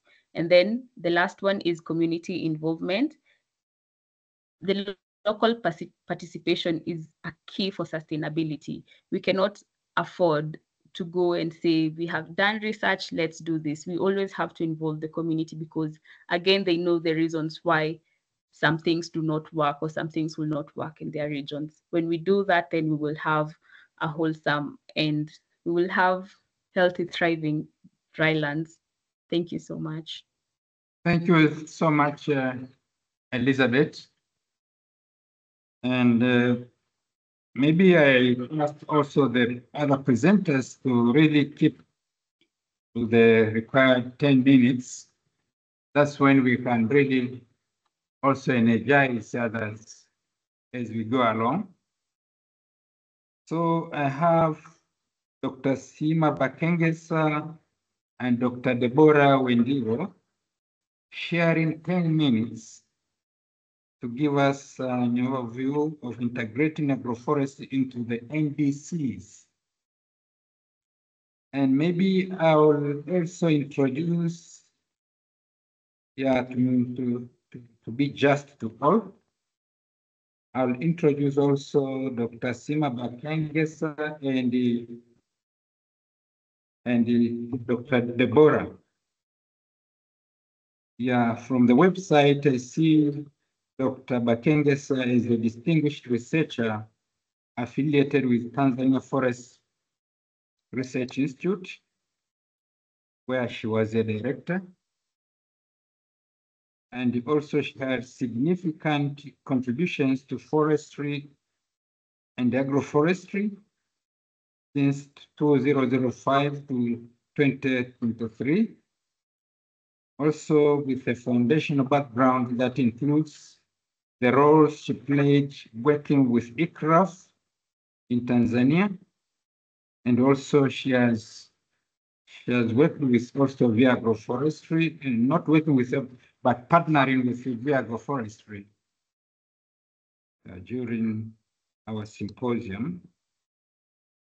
She has developed a robust expertise in the intersection of forestry management and community engagement.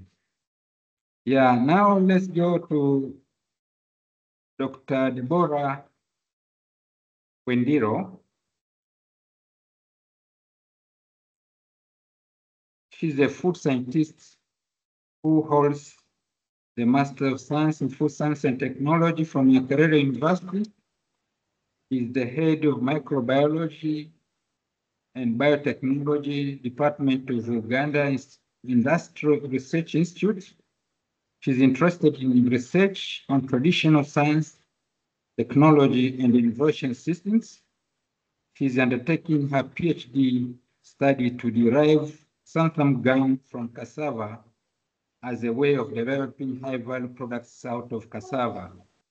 She's a fellow with the African Women in Agriculture Research and Development.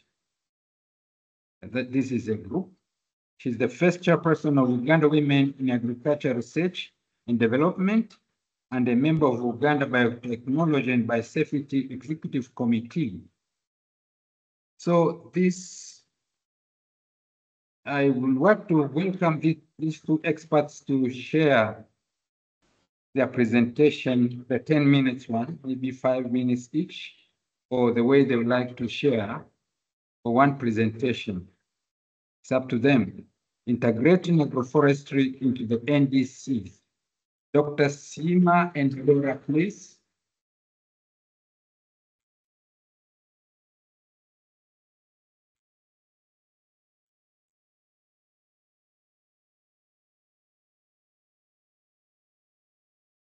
You can see the presentation that you cannot hear.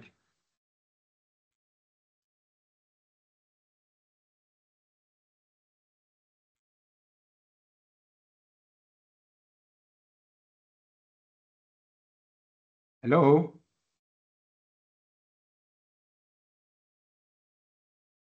Please speak up.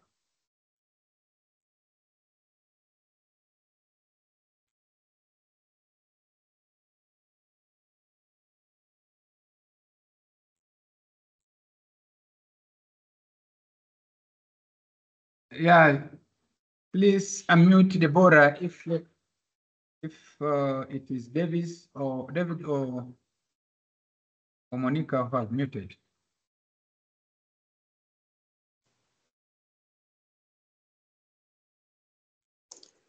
Yeah, good morning, ladies and gentlemen. I'm expecting Dr.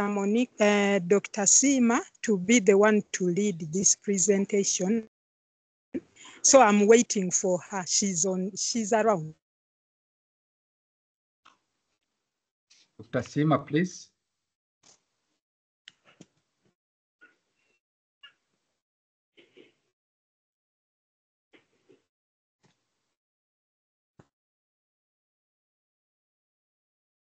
I think that if Dr. Silma is not here, I don't know whether Deborah can just take it up because of time. Please, Deborah. Good morning, ladies and gentlemen. It's difficult for me to read, but let me go through. I would have preferred Dr. Sima to do it, but please go to the next presentation. I would like to start by describing describing what are NDCs. They are nationally determined contributions to the gas, how much environment, green gas, green gas and non-green gases are emitted in the environment. And it is each country comes up with its aspirations, determines that I will do this, meaning that they have to put resources in that particular aspect. And you can see we have quoted some articles that support this particular thing stemming out of the Paris Agreement. Please go to the next slide. Hello, go to the next slide. Now, that's why I wanted her to lead. We are talking about agroforestry in the NDC and its application. It is widely adopted in developing nations, which is true. It is a key intervention that would lead not only to environment rehabilitation, but it will also lead to income in household at the micro level. But it means, it misses the dry land aspect. Agroforestry misses the dry land aspect, where there is little green cover. And it is up to humans to actually enhance, create green cover where it is not. We know of developed countries that have already developed, done that, created forests in desert. So we are saying that we need to have a situation where dry land agroforestry is included in countries' NDCs and systematically resources put there to enable such to happen. The aim, we gave an example in Dodoma in Tanzania and the Karamoja region. The aim is to purposefully and consistently adjust every sector, including industry, energy, agriculture, transport, and to ensure that each sector works purposefully and in tandem in an innovation systems framework and taking care of the ecosystems framework, which has already been explained, to ensure that dryland agroforestry is actually successful. We will highlight the benefits that come and how the limitations. Now Dr. I'm Deborah Deborah. Sima is around. Sima, can you continue? Yeah, please, Sima, continue. Yes, thank you, Deborah, for taking us through. And I'm sorry for the network connection, which put me off. Now, I've come when Deborah was speaking of the integration of the NDCs, and we want to see the NDCs in the addressing the dryland agroforestry in the upcoming NDC 3. Now, maybe before that, maybe can you go back? Yes. And then now, as we are talking, many countries in East Africa are in the process of putting up ND3. And here we want to see the dryland agroforestry being addressed. And I wanted to show or to share with the team on the processes which are being undertaken. And I think we have come at the right time of this webinar so that we can advocate and make sure that we participate in the processes. Next, please. Yes, the countries are preparing for the NDC 3. It shows that most of the countries in East Africa are still off track in the progress of implementing various activities because of the challenges. Men have spoken about the technical and financial capacity to undertake greenhouse gases inventories and the vulnerability assessment.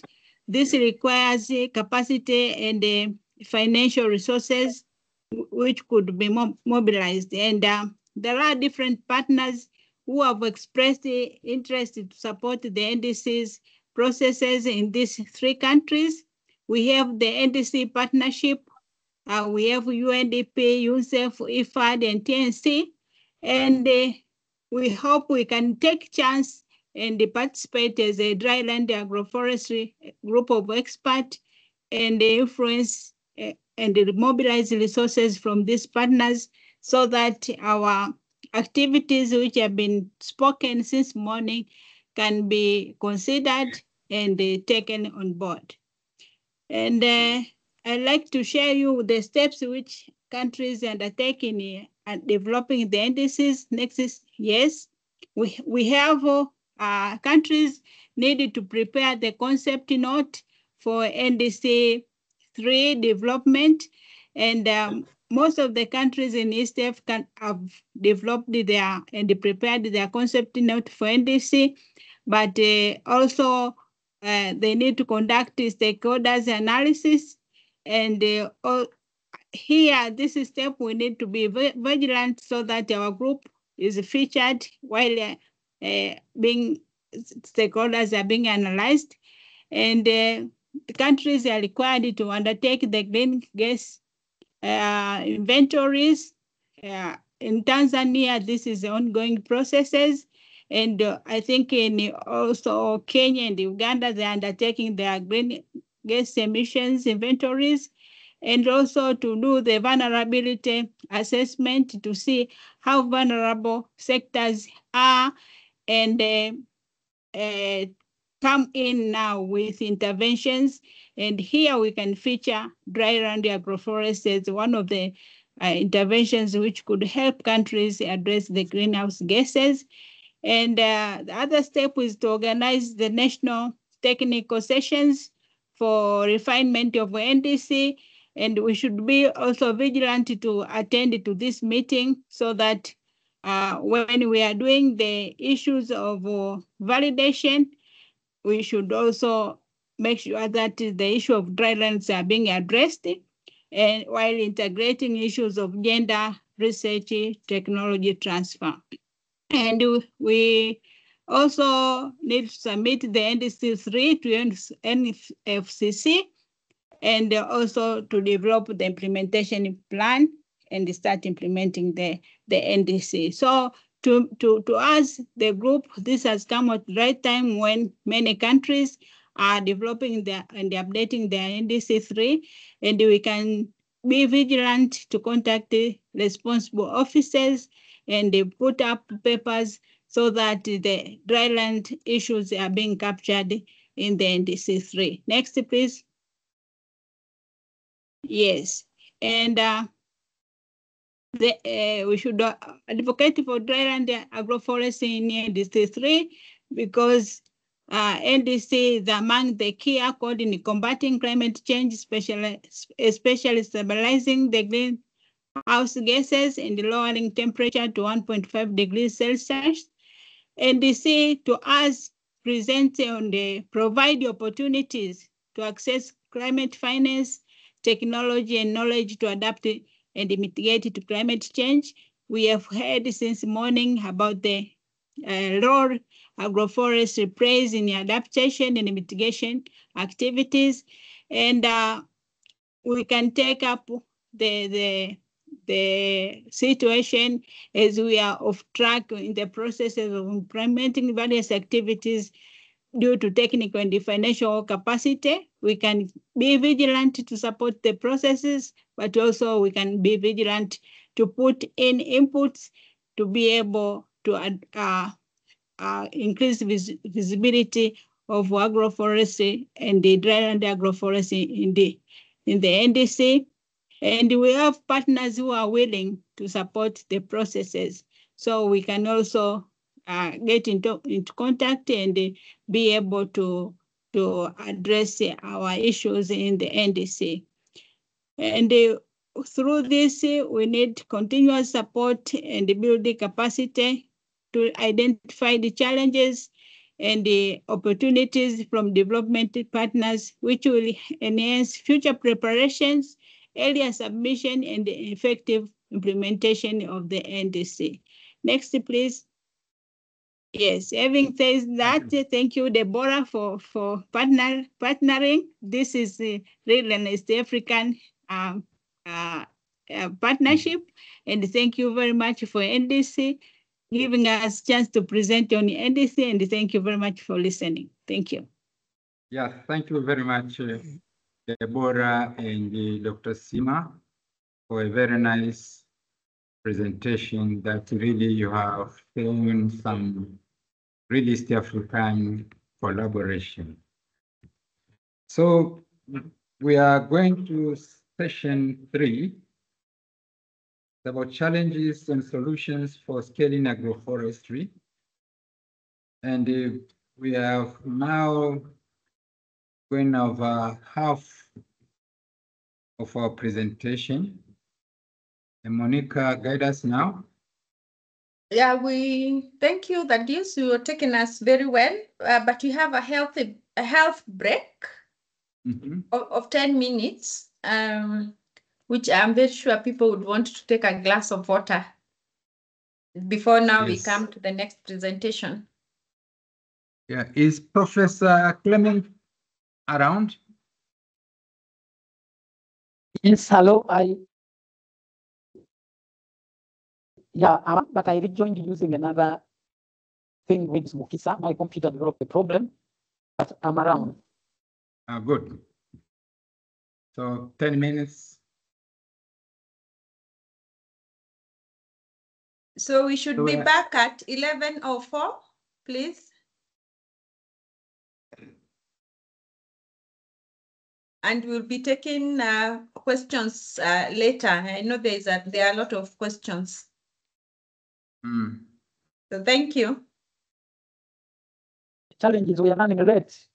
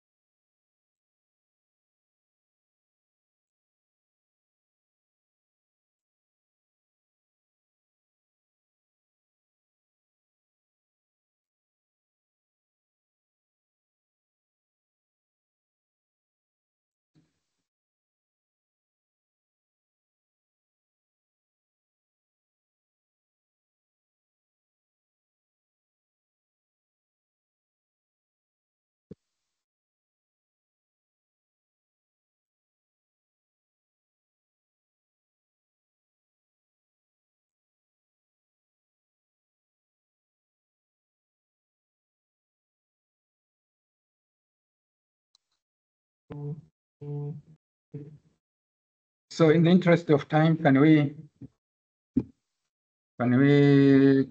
resume now?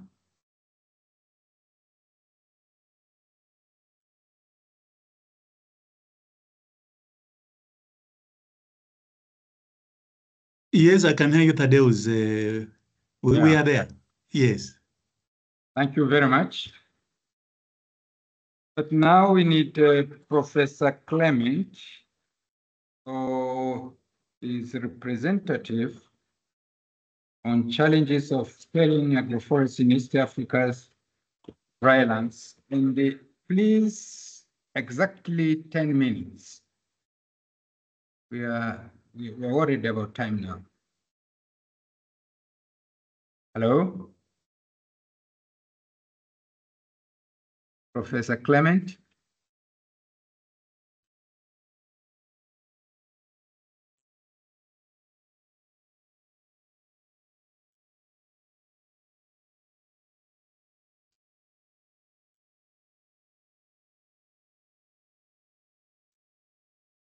Are you there? Professor Clement?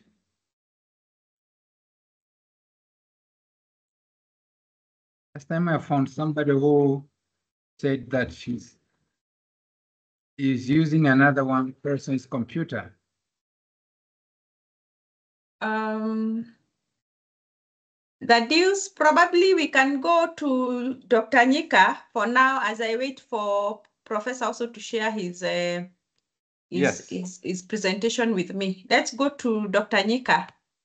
Dr. Nyika, I think we need to do justice to her also by giving a short autobiography.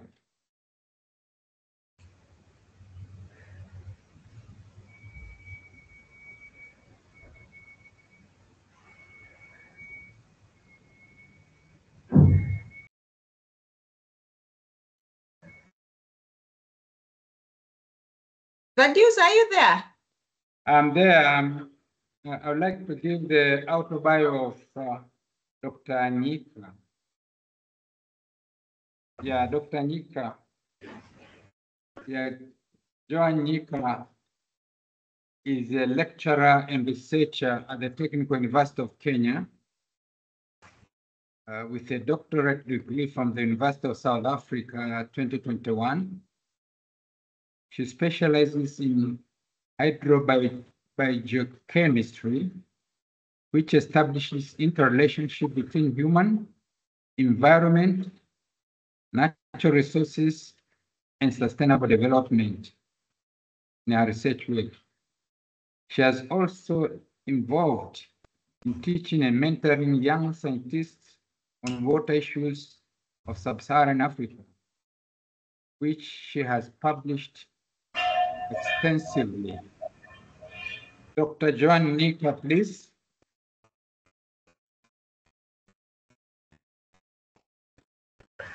She will be also having a presentation followed by Elizabeth Muyeria, a country manager for Uganda at Vi Agroforestry, conversant with program management, policy advocacy, gender, livelihood, and community development, a dynamic and result-driven country manager, over 17 years of expertise in program management and business growth within the development and NGO sectors.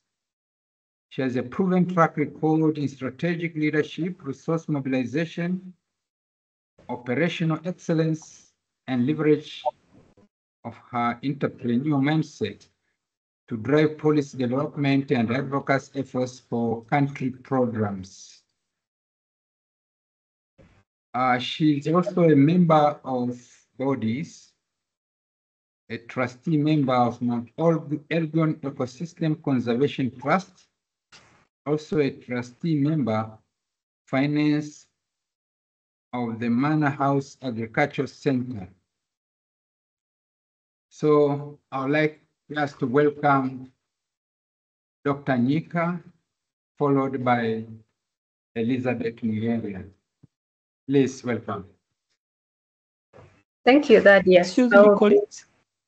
Yes. Excuse me, colleagues. I am really very sorry. I am struggling with internet and I was waiting to be reconnected and the rest Hello? of it. If you allow, please excuse me to present before I may drop off. Who is talking? Who is speaking? Sorry, I'm Clement Okia. I said that I've been struggling to rejoin. I think by the time you restarted, I worry that maybe I may lose. Well, I don't know. Yeah, you'll have some time. Just give some room now to Joan. Joan, please. Monica, did you see my communications? I may not now be. Please. You'll have some time, Okia. Joan, please. Thank you, Thaddeus. I will be presenting on the role of women in agroforestry and water management in the drylands. And I think we can move to the next slide. Basically, drylands being expansive regions, especially in Eastern Africa, characterized with low rainfall and low potential for agriculture due to rainfall shortage. But agroforestry is coming in to transform the situation, and women are playing a key role, especially in agroforestry and water management in the drylands. I think we can move to the next slide. Agroforestry mainly refers to land practices that integrate trees, whether they are shrubs or perennial or non-perennial trees in the agricultural system. And as the previous presenters have spoken, the aim is to ensure that there is soil improvement, there is improved productivity, there is food security, basically there is economic growth. The residents in those areas are able to support their livelihoods, and overall there is more resilience to climate change and its effects. And as you can see in this slide, there are different ways in which agroforestry can be practiced in the drylands. We can either grow horticultural crops, as you can see from this slide from Tanzania, or even in the eastern areas of this country where they've grown some of the trees like the mokau tree that is used for timber and firewood, and also in areas of the northwest Uganda where shrubs that are for food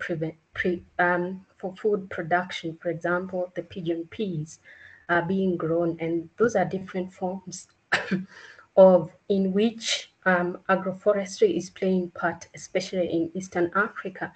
But our focus is what is the role of women in these areas.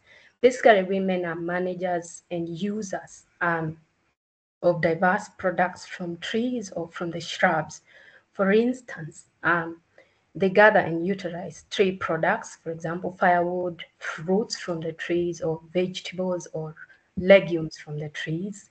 They also are involved in fodder management and collection, that is basically the tendering of livestock feed in the form of trees or shrubs, and their collection and eventually their feeding to the livestock.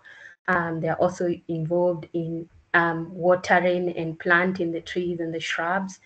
They are also involved in processing and marketing the produce that comes from the trees and the shrubs. Women also play a key role in knowledge dissemination on agroforestry and the need for agroforestry, ways in which we can adopt agroforestry and why we must adopt it.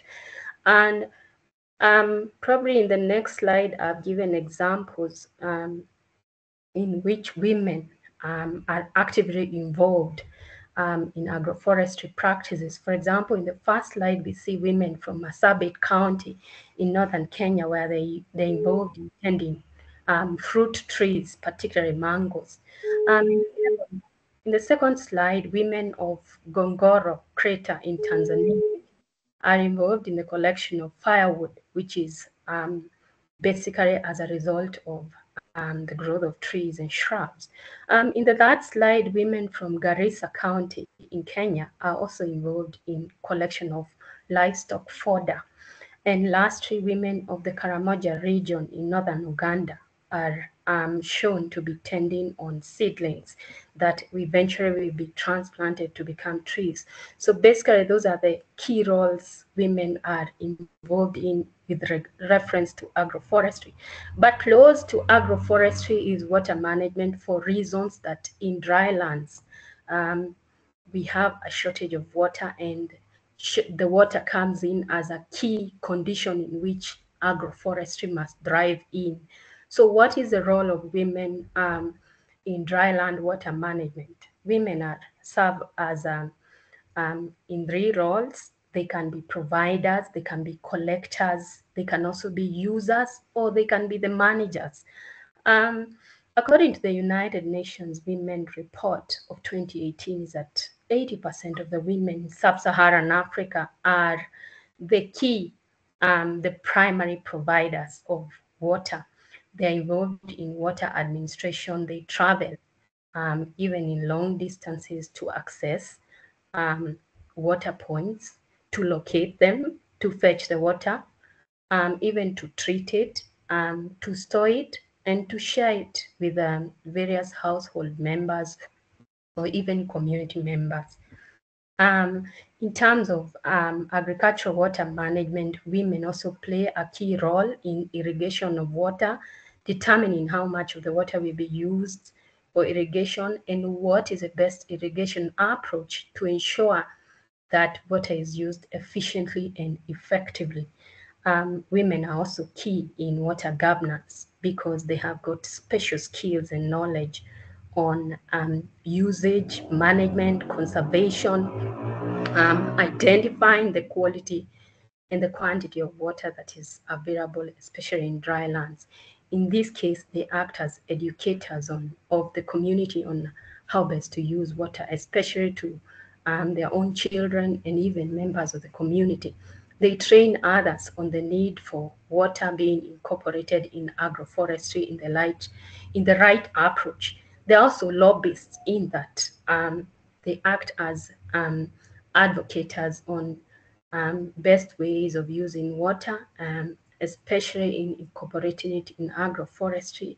And more to that, they are custodians in that they oversee the use, the collection, the provision, and basically the management of the water. From this slide, you can see examples of women being actively involved in water management across East Africa. For example, women in Kitgum district of Uganda are seen collecting water in the first plate. Then in the second one, women are actively involved in managing a water kiosk in Tanzania, as well as some of them being involved in collecting the water. Lastly, the women are being seen irrigating the crops in a farm in Kenya, in Kajiado County. So what are the benefits that women's role in agroforestry and water management has to the drylands? Women being good managers ensure that there is better agricultural water management. And if agricultural water management is done, then it means that the products from the trees or the shrubs will even become more the economic empowerment of the women, and their social position will be more valued. The acceptance of green natural resources management and will be more valued and will become more practical. There will be improved soil and water conservation, better yields and economic gains. There will be resilience to climate change. And also, we have a better stand to realizing SDGs on zero poverty, others on hunger, good health and well-being, gender equity, clean water and sanitation, reduced inequalities, sustainable communities and responsible consumption. But we also need to realize that along the way, women experience challenges as they're trying to incorporate agroforestry and water management in drylands. Particularly, one of the most outstanding is the gender norms and family dynamics that traditionally women have an inferior role compared to men. And there's also, at times, due to this inferior role, they tend to be excluded in decision making. Women are also overwhelmed. Apart from roles in agroforestry and water management, they also have other family roles, for example, taking care of the children, being breadwinners, especially in a quickly evolving society. They also have limited access to land resources, especially the land and water rights of women are quite limited. The access to technology is also limited, and most of the times the interests of women are not put in as a priority. So what are the ways in which we can enable women to become better in agroforestry and water management, having known of its benefits? We can help them access resources better, particularly in terms of land ownership and rights to water. Community awareness could help with this. We can empower women towards affirmative action to gender equity. We can do this by supporting women, capacity building, training them, making policies that are supportive of women roles and support them in decision making. We can also make engage in profitable projects that involve women actively and also help them to access the benefits of their being engaged.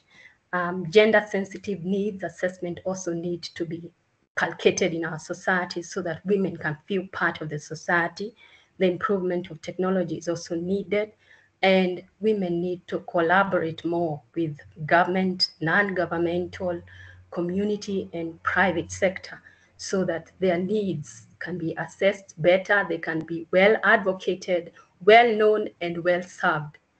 And I think that is all with my presentation, unless there are any questions. Thank you very much. And Monica, maybe you need some guidance here. We may hear from Elizabeth first, then we go back to Okia. That connects also to this innovative solutions. Yes, thank you, Thaddeus. I think we finalized with the gender part, and then we will have Professor Okia presenting the rest as we join into the Q&A. Colleagues, Elizabeth, I'm sorry, I may have to drop now because I thought I just needed to present at my time. I have another meeting I'm chairing. So if really I'm not trying to force this, but I have a challenge. Monica will be communicating with you privately, but. Okay, have you shared with us your presentation, Prof? Yes, I shared with Monica. Oh, can I just share my slides? Yeah, share from your side quickly. Please, let me stop sharing. Elizabeth, we'll come back to you, please. That's okay, Dr. Monica. And who is presenting on behalf of Prof? Joanne, are you sharing something? Maybe you stop sharing. Okay. No, I'm not sharing anything. Prof, now it's your chance to share.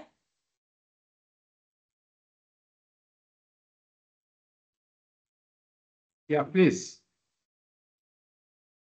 I'm trying to share.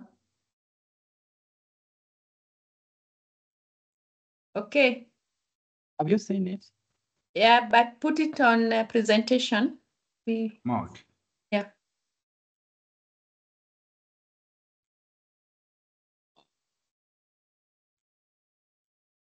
Just a moment, this has a challenge here. You can go on with that.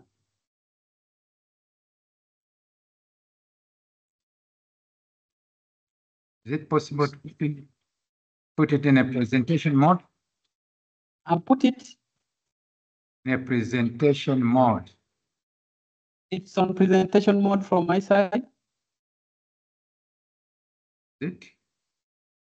Monica, not yet on presentation mode? No. No. Monica, maybe you share what I have as the... Somehow I didn't get that. David, do you have it?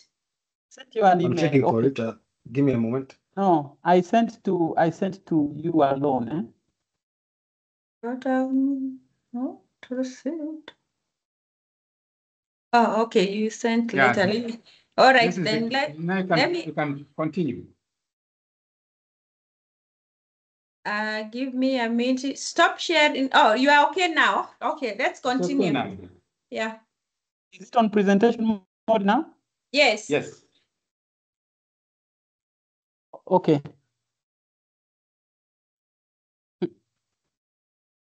I think there's a challenge. Okay. So you are seeing it still? Now you went out. Okay, let me stop. Let Monica share. I'm sorry to cause this confusion.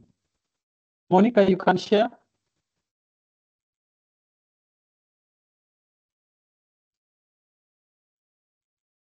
So maybe I'll take 5 minutes because I've wasted your time.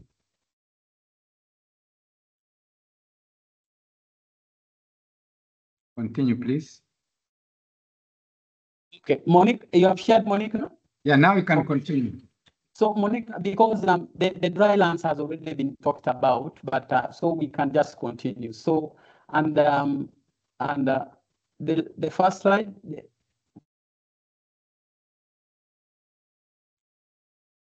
Next. Okay, thank you so much. First of all, I'm called Clement Okia from Uni University. I have been following, but I have certain challenges which I was communicating with Monica, and I didn't confuse the whole group with this. I got an emergency meeting to attend a council meeting in our university, which I have to present. But I work in Uni University in Uganda. I also worked with the craft before this. I joined with Anthony, but I left the university. So agroforestry has already been defined as the integration of trees and agricultural land systems, but it can give really very significant benefits in the drylands of Africa. But the dryland ecosystems have numerous challenges that we need to address if agroforestry is to be promoted. And some of these can be environmental, economic, social, and policy related. And next.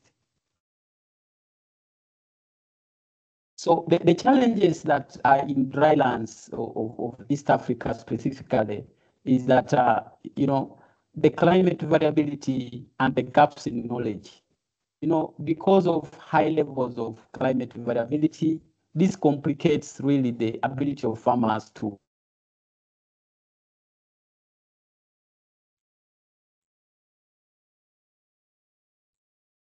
Muted again.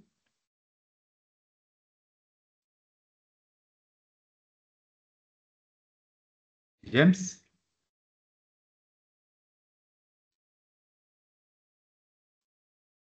Hello, James.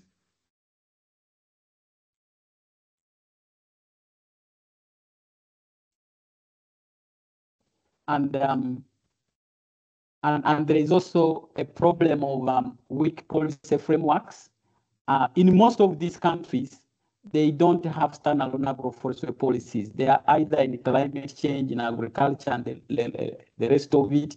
And some of these really are not very clear. Even when there is a policy, you don't get guidelines or strategies for implementing agroforestry. In case of Uganda, we have spent over 10 years trying to come up with agroforestry strategy, but I'm told that in this month it will be presented in top policy for consideration. So this really is affecting agroforestry.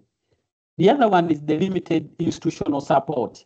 in the 3 countries in East Africa that we are talking about, Tanzania, Kenya, Uganda, you really don't find, it's very rare to find a unit in government that handles agroforestry, but they will tell you agroforestry is taken care of in the agriculture policy, in the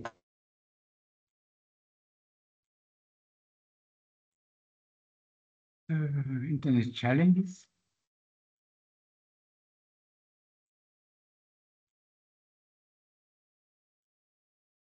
Hello? Hello? Yeah, continue, please. You're breaking. Okay. So, sorry. So the weak policies is one of them, but there are no clear guidelines. Also, there is the other issue of institutional capacity. So government institutions lack the capacity really to handle agroforestry.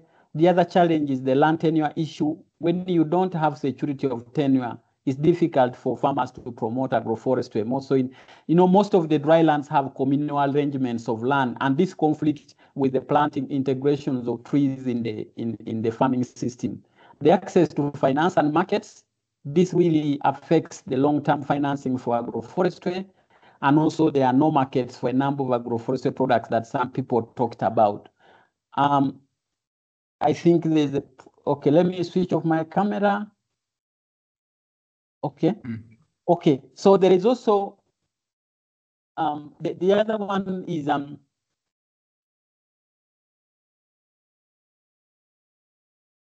okay. I'm even unable to switch off. So the other one is the poor species site matching. The people promoting agroforestry in East Africa think that all trees can be taken across, and once you don't match the trees to the right places, there have been disastrous failures in the drylands in trying to promote agroforestry. I could give examples, but then also the cultural and social kind of resistance. In many of the drylands in East Africa, the systems are more over communal. So this communal grazing, dry season bush burning really affects the promotion of agroforestry. Next. So, but what are some of the opportunities? The opportunities are the climate change adaptation. There is a lot of talk about climate change adaptation. So countries in East Africa can integrate agroforestry as one of the options to really address vulnerability. So policies now should prioritize climate smart agriculture to enhance adoption. And then diversification and livelihood improvements. Yes, people have talked about the products and services from agroforestry, the fruits and the rest of this. So this can help diversify livelihoods in the dryland, because drylands in East Africa have very poor development indicators. It can also help the problem of soil fertility and water conservation. And also the emerging opportunities, the international and regional initiatives like the CADAP, and talking about boosting agriculture through sustainable practices, including agroforestry, the forest landscape restoration, the bond challenge. Each of the countries in the region have committed to restore some part of their land, and agroforestry is the cheaper options. In that slide, I just give some of the initiatives that are in countries like to try to address policy issues. And there is still a lot that we can do together. And in Uganda, the National Agroforestry Strategy has taken us about 10 years, but we are hopeful that this year it will come in place. But I just wanted to point out that there are efforts that try to integrate agroforestry in different policy frameworks. Next. So some of the really the key things that maybe some of the policy recommendations I could propose is that we need to develop and enforce national agroforestry policies, not just only policies, but also along with the strategies. And this can incorporate agroforestry into the broader agricultural environment and climate change policies. The other one also is to strengthen the land tenure system to provide security of tenure, and this should also have gender considerations, because there are a number of studies that have looked at gender issues and how women can play a role, and also put in place financial incentives and market access that can help improve market access for agroforestry products, and building the capacity of local institutions and extension services to support agroforestry. In the countries like Uganda, you have the agricultural extension, even in most countries, but you don't have tree-based extension. I have argued in some of my writings that we may take long to argue that we need tree-based extension, but rather, how can we integrate agroforestry within the existing extension services? And then integrating agroforestry into climate change policies can really help. And then fostering regional collaboration. We have many distorted things. How can we use the platform of the East African community? Maybe the formation of this platform can be one of such. We need to promote knowledge sharing. We need to create a joint initiative like cross-border. We also need to share best practices that can promote this. And next. So in conclusion, agroforestry, it actually presents a sustainable solution to many challenges that are faced in the drylands of East Africa, like land degradation, food insecurity, and climate change. However, for us to scale it, concerted efforts are needed from local government, development partners, and local communities. So, and also by addressing some of these challenges, we can use agroforestry to unlock the full potential and improve livelihoods in the drylands. But we need to be able to engage policymakers to proactively take measures that create enabling environment for agroforestry, such that it moves. Agroforestry in East Africa has mainly been left to NGOs and other development partners. And we know these have short-term kind of investment, but agroforestry is long-term. So we need long-term commitments from government, like an effort that was done in Kenya, allocating some proportion of land to tree growing and providing incentives that promote it. So thank you so much. I'm sorry for my poor connectivity, but thank you. Thank you very much, James. And in fact, we have had a very good insight. Thank you for representing Professor Okia. And for your information, audience, Clement Okia is working as a lecturer in the Makerere University, Uganda, and he holds a PhD from the Bangor University, UK, on agroforestry. He is also a researcher who has conducted various researches, especially the ones on the several aspects of forest and agroforestry. And he's also a trainer. Yeah, so working with international agencies, including the World Bank and UNDP. Thank you, James. And I think, colleagues, let us continue with the presentations. And I urge the participants to put the questions on the chat. And whoever the question is targeted among the presenters, kindly start answering under each question on the chat. This will really make us minimize the time management, our time utilization in this discussion, and it will be very fruitful. So I ask Elizabeth Muyeria to continue with the presentation, please. Thank you, Mbowe, and thank you, Dr. Monica. And to all the presenters that have gone before me, they've done an excellent job in just laying a good foundation for my presentation. And hello to everyone. The presenters that have gone before me have done a good job in really laying what the scenario is in agroforestry, looking at what the picture, painting the picture for us for the drylands. And Dr. Nyika has also just also highlighted the role of women in agroforestry and as such food systems. So I'll not go into that. However, is really recognizing that the drylands pose different challenges for men and women.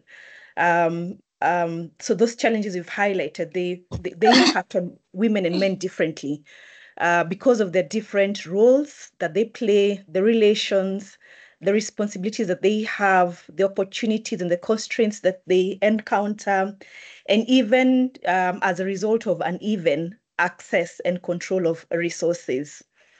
It's also important to note that sometimes that our agriculture and environmental and related policies and programs often fail to recognize women's particular needs and crucial contribution in the use and management of the dryland resources that we have highlighted. And the environmental changes also often have differentiated impact on men and women. And this sometimes causes or leads to change in gender roles, and often with women assuming more work and responsibility. Like has been said, the discriminatory gender norms often raise barriers through social and internalized expectations, mainly about women's time, use, and responsibilities in unpaid care and domestic work, their mobility and options for non-domestic work and market activities.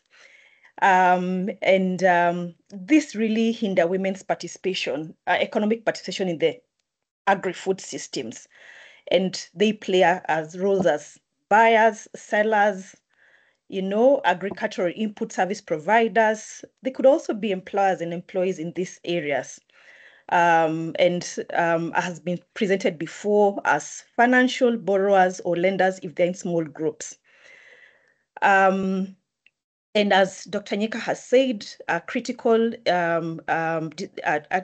barrier is access to water resources.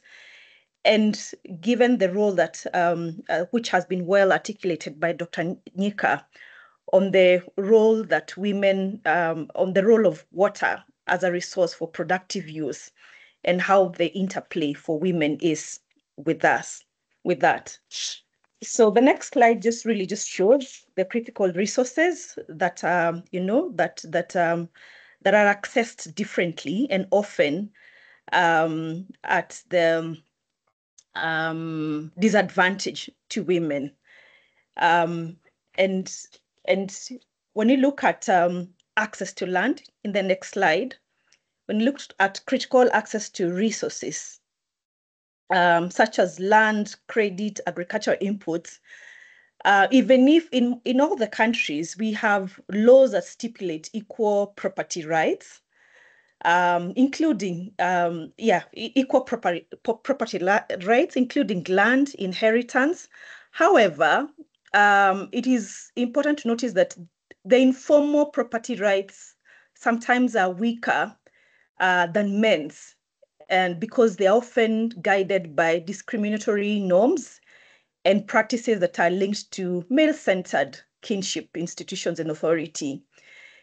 And where gender norms assign land, decision-making power, and farm identities and power identities. So men tend to, where we have contextual differences, because these contextual differences then assign gender norms. We have gender norms that assign land, decision-making power, and farmers' identities to men, which hamper women's effective use of these resources, and as such affecting their benefit from agricultural production as well as innovation and marketing. It has been highlighted that financial access for communities in the dryland, and women in particular face difficulties in obtaining credit. And this can be linked to their limited also access to and control of assets and productive assets that often are used as collateral for accessing credit. And then we have decision-making power, where we have cultural norms that often restricts women participation in decision-making processes regarding agriculture. Education and training, where lack of access to education impedes women knowledge of modern agricultural practices, and where we also have different abilities to access and use new information and opportunities and improve technologies. And this may sometimes lead to having different priorities regarding investments and adoption of new practices and technology because of that differentiated access to knowledge and training. And there are also issues with mobility, related with mobility, constraint in times, workload and time poverty. And the other barrier would also be related to health and nutrition, where women and children often are disproportionately affected by food insecurity. On this slide is just really getting to have some statistics. What we're seeing in Kenya, from the National Bureau of Statistics 2020, we only had about 10% of women owning land in ASAL areas compared to 25% of the men. And whereas on the other hand, women comprise 60% of the agricultural labor force in the ASAL areas, yet they face limited access to resources. In Uganda, I do not have the data as per the recent Bureau of Statistics recently conducted, but 2019 indicates that only 7% of women in rural ASAL areas have formal land titles. And that means that they have lower investments in agricultural improvements. And yet, on the other hand, they contribute to about 70% of the labor for food crop production. In Tanzania, according to World Bank Report 2020, the ASAL areas control about 10% of agricultural assets. So you can see the contribution of the contribution of these communities. And women represent 52% of the agricultural workforce. So as we look at this, it means that even as we look at communities, then we have to be able to not look at them in a blanket way, but be able to look at them as persons that are affected differently. And as such, for this intervention that we've been highlighting to, be impactful, then you also have to look at this, what it means for these community members. And as such, I'll just want to go straight and propose, what could we do? What are some of the things that we can get to do to address these dynamics and challenges that women face, or the gender barriers in addressing the food systems? One is that we need to address key structural constraints, and this is really to do with both productive and reproductive roles of both men and women, where we would need to promote an enabling environment that challenges the structural or institutional constraints, be they the formal institutions or the informal institutions that hinder equality and power relations that maintain or make worse the inequalities. We need to embrace gender transformative change and engage on participatory action learning methods. And this calls us to go beyond what often, like how many, when people are doing proposals, what's the men and women, disaggregating men and women, how many men and women are attending meetings, but really going deeper to challenging the norms, the social norms, the gender relations between men and women, and creating an awareness that causes a shift in how men and women relate, a positive shift in how men and women relate to each other. And there are quite a number of gender transformative approaches and participatory action learning methods. Vi Agroforestry has adopted the household roadmap. We have, for example, the gender action learning system that is promoted by Oxfam Novib. We have the Nurturing Connections program developed by Helen Keller International. And other approaches we could use could even include community conversations that help, communities to discuss on the issues that affect them and how they do that. Sorry? I say we are running out of time. Will you please round up? Yeah, and then as we do this, we also need to, as we look at, especially on the market, we need to pay attention to the social cultural context, including norms and beliefs and how they, retain or promote market participation and how they benefit the different subgroups of women, because then the women are also not one a blanket one blanket structure. The other opportunity is for us to use formal and informal groups, such as self-help groups, such as cooperatives, and these have been shown to really be a vehicle for enabling access to credit, information, inputs, collective action, and meaningful participation. However, and especially with the cooperatives or those ones that have, land-based as an entry point, there needs to be deliberate intention to work on a transformation around the gender, the governance to include to be gender transformative, because then they risk being again cutting off women by the mere conditions for which members need to join. Having role models, both male and female models who are successful in their farming, who are leaders, then they become an aspiration to other women and other men. Having male champions that also champion for the empowerment of women, having model families that are working together that people can be pointed to, can inspire change in how men and women relate. We also need to invest in understanding context-specific gender dynamics.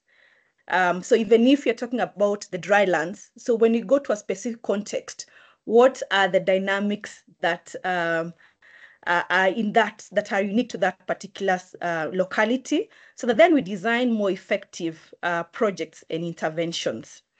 Embracing participatory peer learning through sites such as demonstration farms, learning farms, where farmers really get to interact with each other, is also seen to be a good tool or a good strategy for enhancing women participation. Thank you very much. And if you allow me, please, enhancing women's leadership skills, recognizing also that that women sometimes have unrecognized power in their hands, only that they may not be aware of it. And as I conclude, I think it's good that we just realized that for us to have increased resilience, income, and enhanced well-being of households, then we have to have a transformation on the power dynamics and systems of inequalities in our food systems. We need to have a holistic approach, and most importantly, to also realize that women are not operating in isolation, and we need to look at men and women as both agents and beneficiaries of change. Yeah, thank you very much, Elizabeth. And if you can look at the participants there, we started at 69, now we are 51. So they are dropping as time goes. So let me really invite Christine Mwanja so that we don't really lose the opportunity of hearing from her. Christine Mwanja is a research scientist at the National Forest Research Institute in Uganda, and her research focuses on multifaceted benefits of forestry products and services, particularly in dryland regions. She explores the intersection of gender and agroforestry, believing that empowering women and marginalized groups is crucial for effective resource management and community well-being. Welcome, Christine. Dr. Christine, please. Thank you very much. Good morning.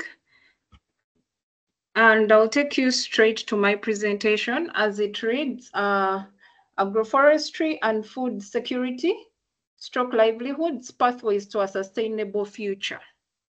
Next slide, please. So yeah, much has already been said about agroforestry, but just to re-emphasize, it is a land use management system where you're combining trees with crops and livestock, and this is all meant to create sustainable and productive landscapes. So agroforestry offers economic benefits, ecosystem services, as my colleagues have already said that. And with all this, you're able to have resilient ecosystems that can withstand climate change. So when we are talking about food security, according to FAO, this is the physical and economic access to adequate amounts of nutritious and safe food. So there are 4 pillars of food security, and these include physical availability of food. Then there should also be economic and physical access to that food, and also how that food is utilized. But above all these, the 3 have to be stable over time. So for example, you cannot have access in January and then you don't have access to food in Feb. So you'll be considered food insecure. Kindly click the next. Yeah, so no, you're going fast. Okay, so from statistics, we see that Tanzania has 13%, Kenya 17%, and Uganda 20% of their population was considered food insecure according to the integrated food security phase classification.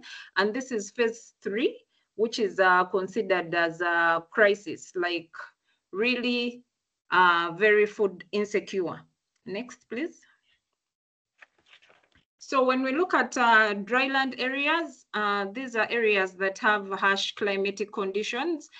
In that map of Uganda, we see that that stretch where they are dotted red lines, that is what is considered a dryland area in Uganda. And it stretches from northeast to southwest. And we have districts of Nakasongola, Rakai, and this is considered as a cattle corridor because most of the people here are pastoralists. So they are usually low levels of precipitation, there is frequent drought, the soil is poor, and then there are extreme temperatures. There is also erratic rainfall patterns. Next, please.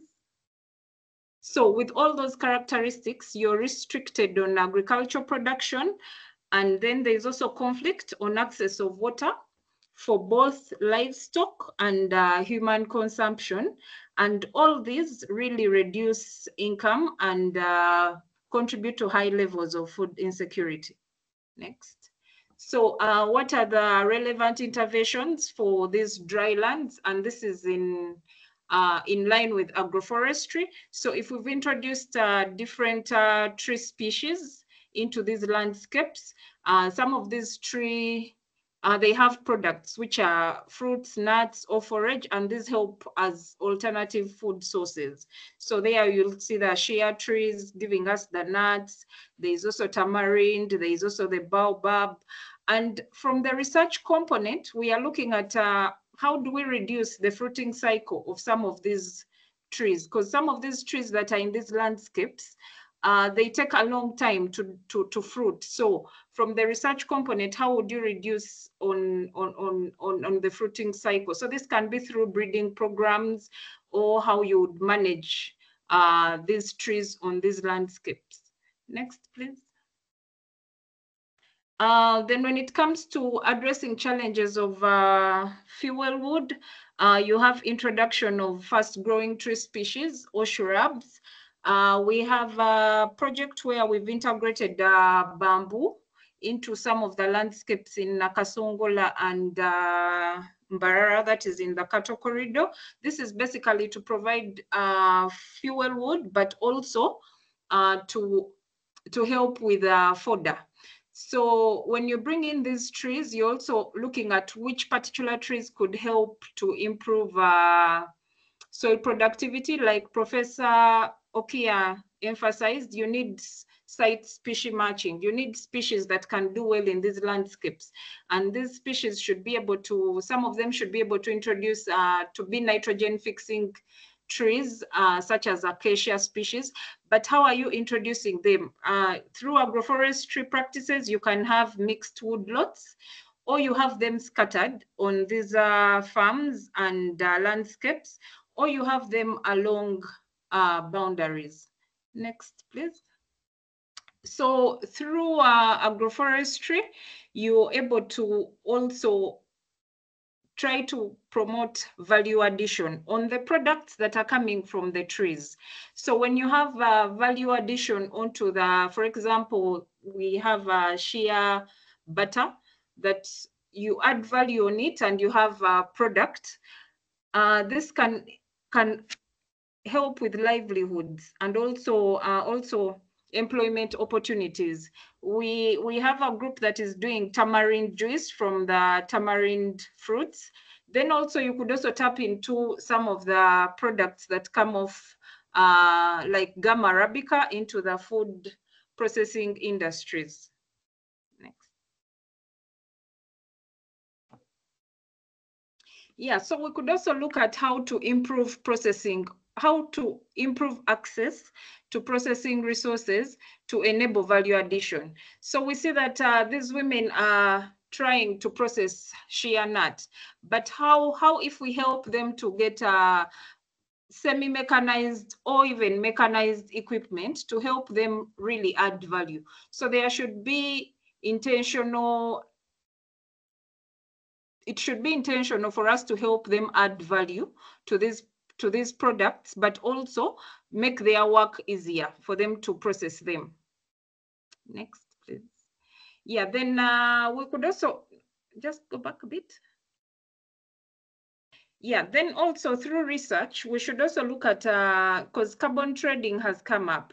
So how is carbon trading in agroforestry landscapes in drylands? How can we do this effectively so that the people in those areas can benefit from their landscapes and also tap into carbon trading? Yeah. That is, and then I would like to conclude by saying that, yeah, true, agroforestry has potential to enhance food security, improve livelihoods, and promote environmental sustainability, especially in these drylands. But for this to be attained, there needs to be strategic investments in research for such a fragile ecosystem. There should be policy support, not only in developing these policies, but also implementing them. There should be support. There should also be capacity building, and all this should involve the local communities. With that, I submit. Thank you very much. Thank you very much. And guys, if I can see the participants, more than 20 have dropped, but we have one presentation to finalize of today. This is about strategic collaboration for scaling agroforestry in East Africa. And we are getting this from David Rukini Onigwan. Davis is a project officer with World Vision Uganda, contributing to restoration of original degraded landscape within the refugee host communities in Palabek refugee resettlement in Lamwe district. Welcome, Davis.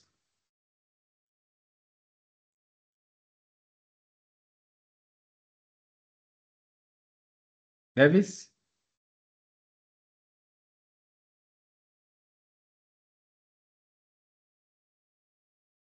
Davis, we can see your presentation, but we cannot hear you.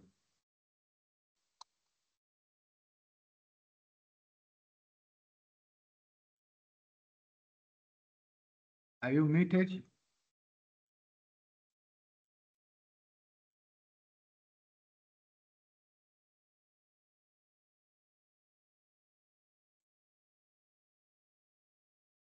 Davis? Probably he's not here. I'm not, because I had seen him, but I don't know whether he's still here. If he's not on call, he was supposed to be our last presenter. Maybe we can take up our interactive discussion by answering the questions that have been raised, Thaddeus. Yes, from the beginning, I told them to write on the chat and ask the respondents to respond just in the chat. But if they are not satisfied, please welcome and ask questions. From the first presentation to the last one.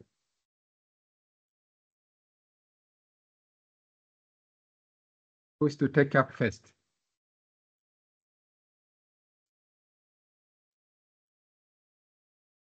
You can raise your hand or unmute and ask your question.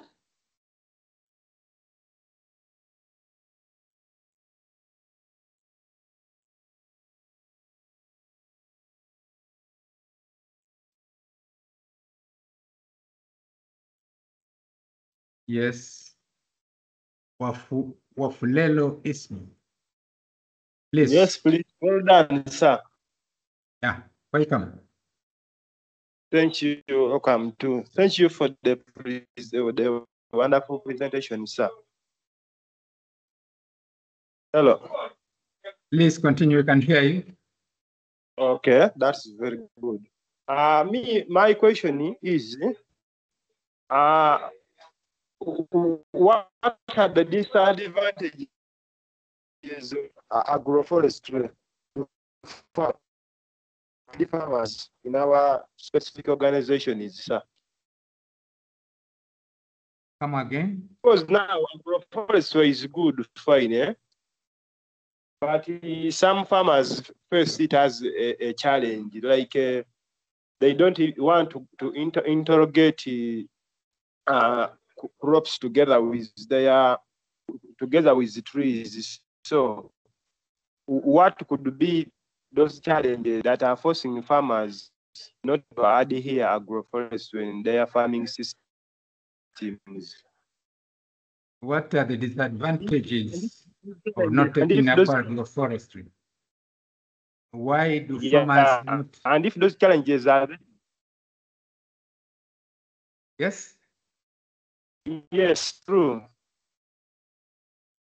Yeah, and maybe I'll ask one of the first or second presenter to come in, either Dr. Richa or Dr. Kimaro. I know they have vast experiences on these issues.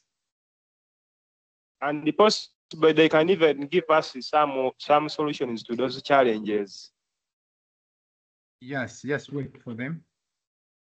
Yesterday, yeah, this is Anthony. Yes. Dr. Kimaro? Yeah, thanks. First, the question didn't specify which kind of challenges, but let me respond generally. The first thing is that most farmers practice agroforestry without even knowing it. So really, when we talk of farmers not willing or whether adopting, we might be thinking, or we might need to be clear between the conventional versus traditional agroforest, and be clear that we are not just thinking of Glycidia, Lucina, intercropping. Take the example of baobab. If you go, you'll find it in the landscape. There's no field that is missing the trees in the landscape. So in that context, the challenge I could quickly perceive as a talk to farmers and part is first is the knowledge gap. I was talking to farmer in Dodoma, and some of them, they were seeing the baobab in their fields, but really as just an aspect of harvesting the fruits, but they didn't consider it as part of their management. And so if you have a tree in the landscape, we are just harvesting fruits out there. Technically, you are not practicing agroforestry because you are really not handling the holistic and put it as a part of your landing management to ensure that the fruit you have today will continue. So I think the one is the knowledge and bringing aware from whatever they have, and then building on a new aspect so that they don't even degrade whatever they have. So that's one. And then another part is has been mentioned in the previous, is about creating livelihood economic incentives around whatever is existing. So if you learn from their communities, you know what use of the trees that they have left on the farm or that exist, and then build on that, because some of them are valuable, they understand, but because of changing climatic and economic conditions, they just don't have an incentive to continue, even to keep them or to increase or to bring them to the level of densities and arrangement that can give a meaningful impact. So they may leave it to not managing it well, even if they know that if there is anything that can be done, it can bring up the advantage they have. And then the other aspect is bringing alternatives. Maybe I will end up there and leave others. Please go on. Yes, the alternatives to the livelihood. If it's charcoal, if it's livestock, we have heard the discussion about that. Livestock crop interactions is key. And some of these things goes beyond the agroforestry sector. We have heard about land tenure, we have heard about creating a value chain, is how the market out there of shea butter, if really is understanding that the shea butter comes from landscape in northern Uganda or in Benin or anywhere, and how can that landscape be really managed sustainably so that we just don't harvest whatever is there, but we really manage it. So there is a very link that need to be brought back there. Thank you. Maybe I stop here and give room for very good. For others. Now let us go to Deborah had raised the hand. Deborah Wendiro, please. Yeah, thank you very much. I look at that question from the perspective of innovation systems framework and the prejudices that we have regarding indigenous innovation systems.